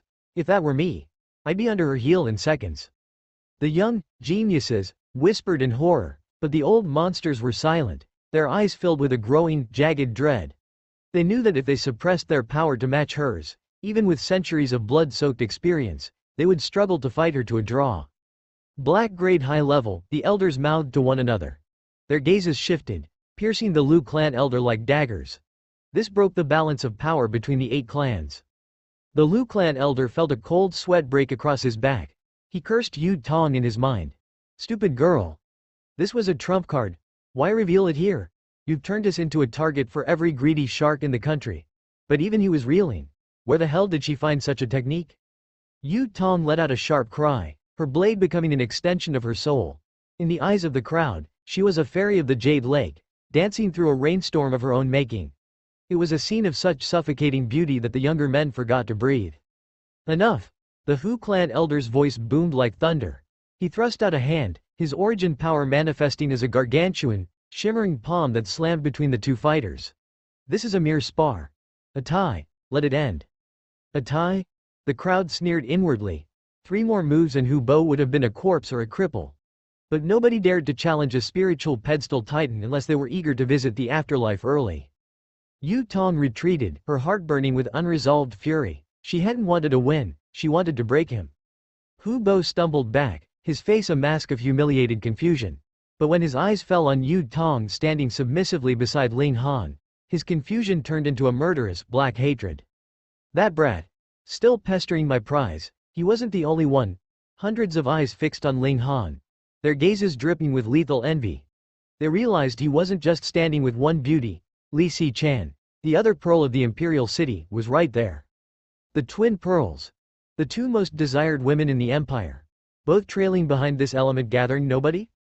In an instant, Ling Han became the most hated man in Rain Country. The line of people wanting to kill him could have circled the capital 3 times. Brother Ling, I see you've made quite the entrance. The third prince stepped forward, breaking the tension with a polished, diplomatic smile. Hee hee, Ling Han laughed, his eyes cold and distant. Can we set off now? I'm tired of waiting. He didn't care about their jealousy or their petty clans. The source was calling, and the secrets of his disciple were waiting in the dark. Move out. One of the old monsters barked the command, his hand cutting through the air like a blade. Before, he had held the line because his own clans, geniuses, hadn't arrived. He wasn't about to let a single soul taste the nectar of this place before his own bloodline. But the players were all on the board now. The game had begun. No more warnings. No more pointless, pathetic chatter. One by one, the horde dove into the frigid depths, slipping through the jagged wound Ling Han had torn in the god's light. Ling Han's face turned into a mask of stone. He wasn't some naive child playing at adventure. He was a man who had once stood at the summit of the heaven tier, and he knew that any place guarded by the light of God was a meat grinder. One wrong step, one lapse in focus, and your soul would be erased from existence. He had opened the door for these people for one reason. They were his canaries. He wanted them to stumble into the traps first. Great rewards are always paid for in blood. It was a fair trade, and in this cursed place, the price of admission was life itself. Beyond the barrier, the river snaked further into the dark before finally vomiting them out onto a stretch of solid ground. They were deep within the bowels of the blood-gushing mountain, yet the space was gargantuan, a hollowed-out world hidden beneath the crust. A flickering, ghostly light clung to the cavern walls, casting long, shivering shadows. You couldn't see far. A strange, oppressive haze hung in the air, swallowing the light and stifling the senses. The crowd didn't stay together for long. Like rats sensing grain, they scattered. Even those from the same clan split into smaller packs. Trust was a luxury no one could afford here. If you found a treasure, your own brother might be the first to drive a knife into your back. Brother Ling, I'll take my chances elsewhere. May we meet again, the third prince said, clasping his hands in a shallow gesture of respect. He vanished into the haze, the crimson-haired beauty trailing behind him like a silent wraith. Suddenly, the silence was absolute. Ling Han, Lu Yu Tong, and Li Si Chan stood alone in the hollow silence. "Where do we go?" Lu Yu Tong asked, her voice tight. The place was a vast, featureless plain of rock and shadow. Every direction looked like a path to nowhere. Ling Han didn't answer. He drew the broken saber, his divine sense screaming into the tiny, dying spark of consciousness buried in the steel. He was trying to trigger a resonance, a homing instinct that would lead him to whatever was left of Zhang Yufeng. Nothing. The blade remained as cold and silent as a tombstone. Strange. Ling Han's brow furrowed. If Zhang Yufeng had truly ascended to the heaven tier, his remains would be incorruptible. A sovereign's martial intent is etched into their very marrow. Even after 10,000 years, the body should radiate a power that calls out to its weapon. A sovereign's corpse is, in itself, a spirit tool of flesh and bone. Unless. Ling Han's heart skipped a beat. A dark, visceral realization took hold. Unless there's nothing left to find. Unless he was utterly erased. What kind of horror could wipe a heaven-tier master from the face of the earth so completely that even his bones were gone? "We just walk," Ling Han said, his voice grim. They set out across the plain. After a while, Ling Han came to a dead stop. He veered off their path, heading toward a massive, jagged boulder. The girls followed, seeing nothing but gray stone and a single, sickly-looking stalk of white grass growing from a crack in the earth. "What is that?" Li Si Chan whispered. "Bone-eating grass," Ling Han replied, his voice dropping an octave. "It doesn't grow in soil. It only grows in the rot of a corpse." He didn't add the most terrifying part. This specific strain only bloomed from the remains of a deity transformation master or higher. The girls turned pale. The thought of the ground beneath them being a carpet of the dead made their skin crawl. Ling Han didn't hesitate. He slammed a palm into the boulder, sending the several-ton stone tumbling away like a pebble. Ah! A skeletal hand jutted out from the dirt, its pure white fingerbones reaching upward in a silent, eternal scream. "Don't be afraid," Ling Han said, his voice unnervingly calm. "He's been dead for 10,000 years." The girls gave him a look of pure exasperation. They weren't afraid of a skeleton, they were martial artists, they'd seen blood. They were afraid of his complete lack of human empathy. The man was a genius, a monster of talent, but his emotional intelligence was a goddamn desert. Ling Han drew his sword and began to dig, the soil flying as he worked with the brutal efficiency of an element-gathering warrior. Slowly, the arm appeared, then the shoulder, then a skull, staring straight ahead, perfectly upright. "Why is he standing?" Li Si Chan asked, her voice trembling. "When a warrior reaches a certain level, their will, their martial intent, becomes a physical force," Ling Han explained. "It weaves through their cells. They can remain standing for centuries after the heart stops. This man died in mid-stride, mid-battle. Over eons, the ceiling must have collapsed, burying him where he stood." He cleared away the last of the dirt. Before them stood a complete skeleton draped in purple embroidered robes. The fabric hadn't rotted, but there was a jagged, horrific hole right over the heart. The ribs beneath were shattered into powder. He hadn't been stabbed. He had been punched. Someone had driven a fist through his chest with such violence it had extinguished his life in a single heartbeat. Ling Han reached out and began stripping the robes off the corpse. The girls recoiled in disgust. "Waste. Such a goddamn waste," Ling Han hissed, ignoring them. He ran his fingers over the purple fabric. "This is purple jade silk. Level 9 material. A masterwork armor." He gave it a tug, and the legendary fabric tore like wet paper. The force of the blow didn't just kill the man. It shattered the spiritual essence of the armor itself. "Purple jade silk?" Lu Yutong asked. "The purple jade heaven silkworm is a level 9 demonic beast. It is the equal of a heaven-tier sovereign," Ling Han said. "This robe should have been able to shrug off 100 blows from a heaven-tier master." He held up the jagged hole, his eyes burning with a terrifying, raw intensity. This hole was made by a single strike. One punch tore through a level 9 defense and pulverized a sovereign's heart.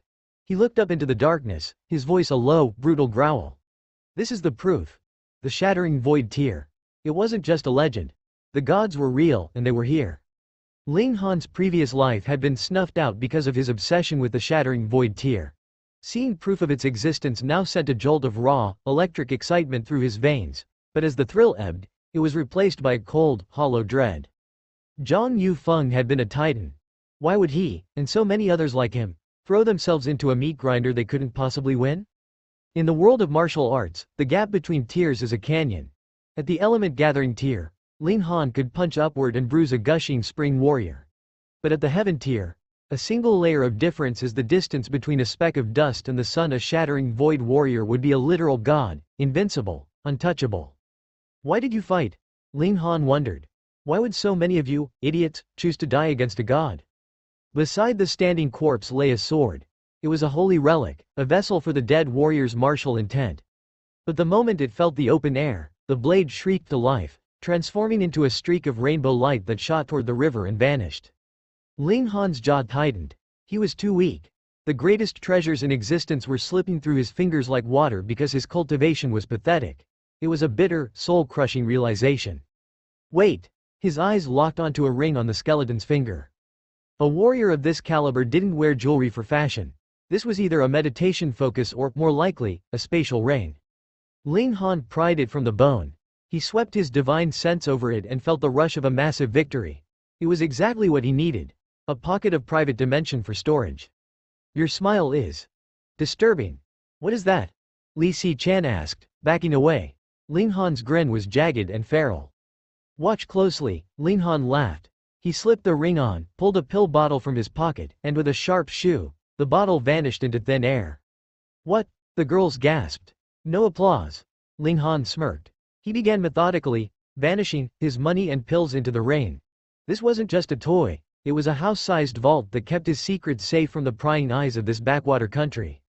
But his excitement soured slightly when he saw the ring was empty. Of course. A warrior entering a battle he knows he won't survive doesn't bring his heirlooms. He brings his weapons and his medicine. He uses the pills to stay alive and the tools to kill. By the time he died, there was nothing left but the rain. He buried the skeleton with a heavy heart. To be a heaven-tier sovereign and have no one to even cover your bones, it was a brutal end. Let's go. As they moved deeper, they found more remains, but others had gotten to them first. Those corpses had crumbled into gray dust at a touch. The bone-eating grass had drained them dry, turning the bones of legends into brittle chalk. Ling Han's face grew darker with every step. In this small stretch alone, he counted 20 corpses. 20 heaven-tier masters. Since when did the lords of the world become so cheap? Ling Han, look! Lu Yu Tong pointed. In the distance, a single white flower bloomed in the wasteland. Its stem was jade, its bud the size of a fist, and it was surrounded by a shimmering, pulsing aura. Ling Han froze. His breath hitched.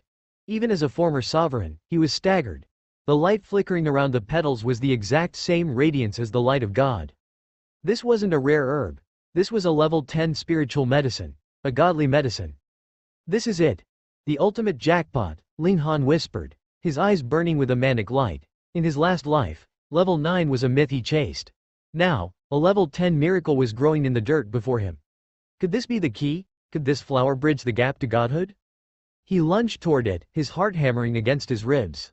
Stop right there, a cold, arrogant voice cut through the air. 4 men were sprinting toward the flower. They didn't know it was a level 10 treasure, but they knew it was valuable. Shoo! A saber light tore through the air, aimed at Ling Han's back. Lu Yu Tong's sword cleared its scabbard. Ding! She parried the strike, her eyes narrowing. Everything in this world belongs to the strong. Let's talk about how we're going to split this, a middle-aged man sneered as he approached. Huang Zi Dao, Lu Yu Tong hissed. He was from the Huang clan, one of the 8 greats. 10 years older than her, and in the 5th layer of gushing spring. He was a predator. We take 90%. You 3 get 10. Any objections? Huang Zi Dao demanded. He didn't realize that if he knew what this flower truly was, he wouldn't be negotiating. He'd be murdering them to bury the secret. Ling Han didn't even look at him. He just raised his hand and gave the man a slow, deliberate middle finger. Objections? Yeah. Objections to your sister. Damn you, Huang Zi Dao roared, his lungs burning with fury. He and his lackeys stood frozen for a heartbeat, paralyzed by Ling Han's sheer, cold-blooded audacity, before their faces contorted in rage. They unsheathed their weapons with a violent shriek of steel. They had hated Ling Han's face from the moment they saw him. One insignificant brat hoarding the devotion of both twin pearls of the imperial city. That middle finger was the final spark in a powder keg. With a collective howl, they lunged, their weapons thirsting for his blood. Bullying the young? Do you spineless dogs have no shame at all? Ling Han snorted.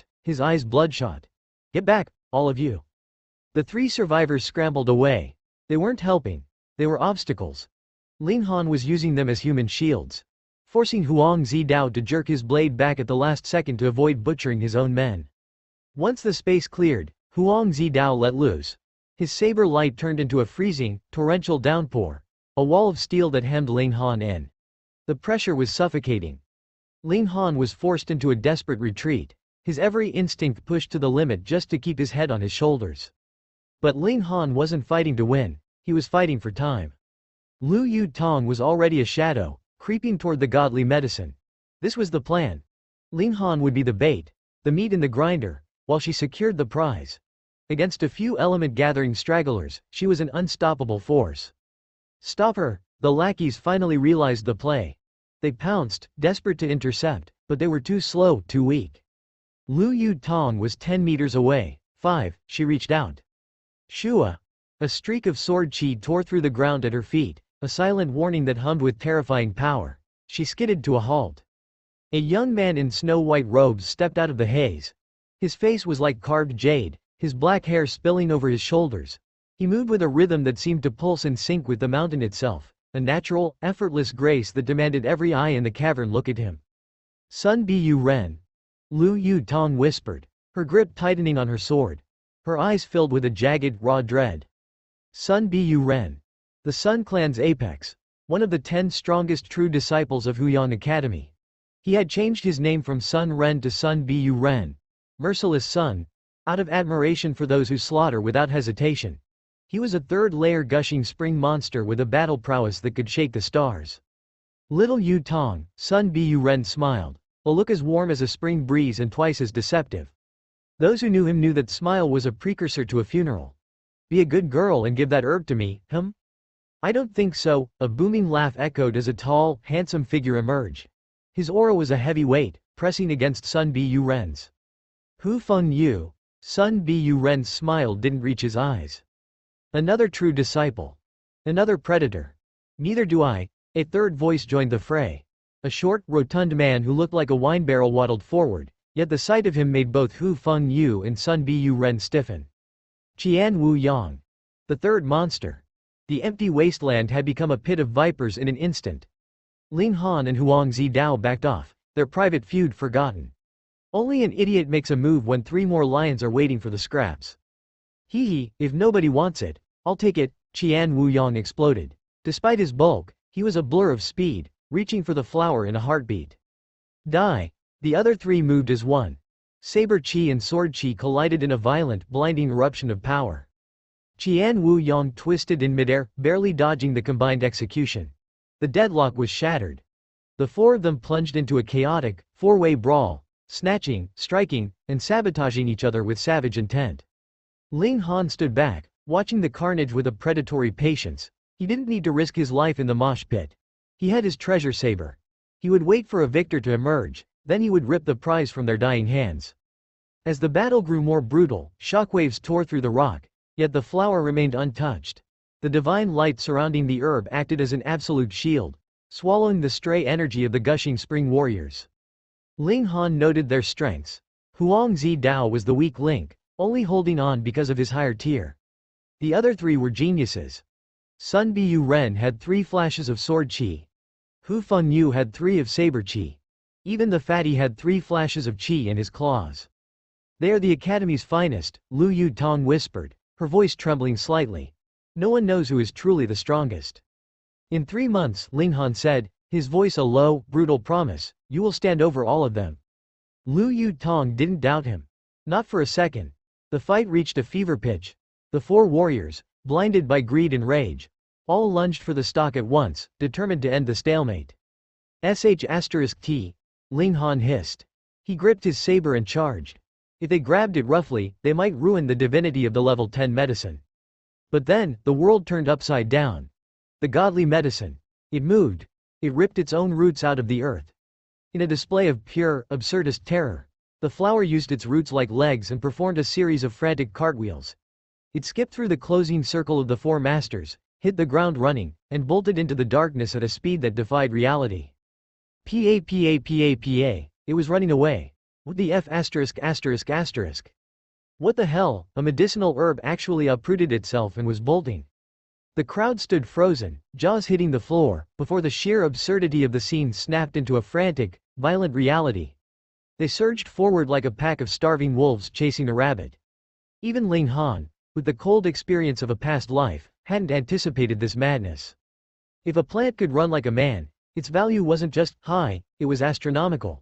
This wasn't just medicine anymore, it was a miracle with legs. The chase was a chaotic, desperate comedy. A glowing stalk of divinity sprinted through the dark, while 100 geniuses and powerhouses trailed behind, choking on its dust. But no one was laughing. Ling Han watched with narrowing eyes. The herb wasn't just running, it was toying with them. It ran in mocking circles, drawing more and more people into the pursuit. Always maintaining just enough distance to keep hope alive. It was playing a game.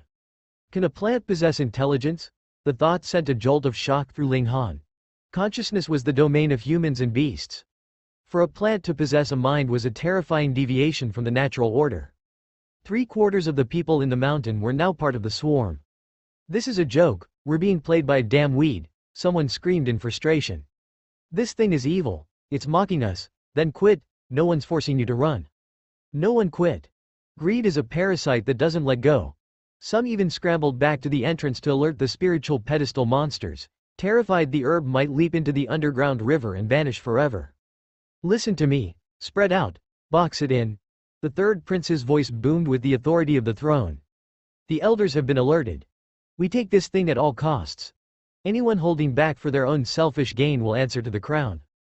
The prince took command, and for a moment, the chaos found a brutal structure. Even the arrogant true disciples like Sun Bu Ren fell into line. But Ling Han knew better. These geniuses were all snakes.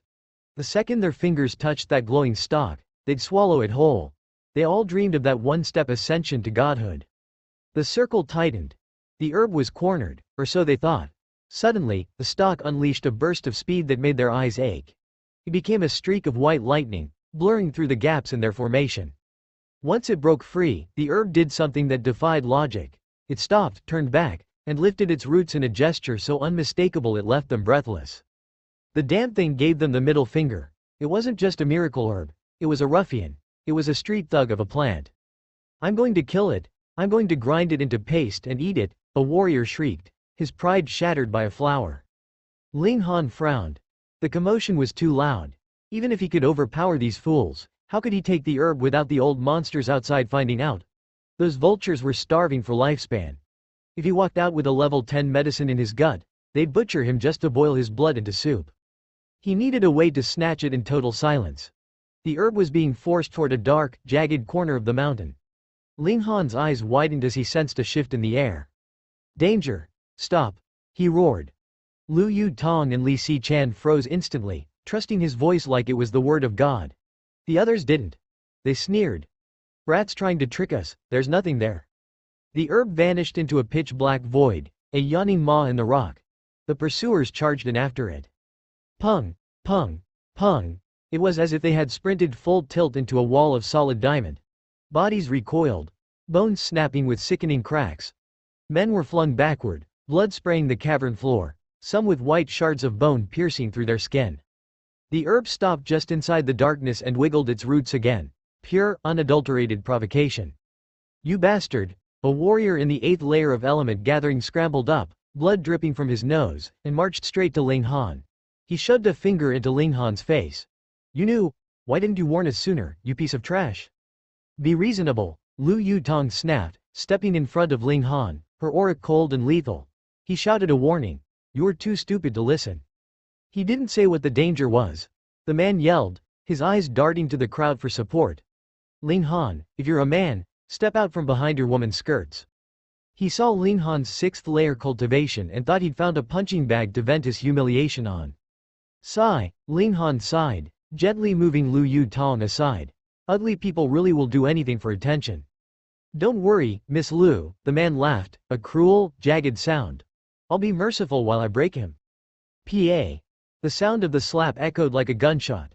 The man's head whipped to the side, his cheek instantly blooming into a deep, angry purple. He stood there, stunned, before a roar of fury erupted from his throat. He swung a massive palm back at Ling Han. "Pa."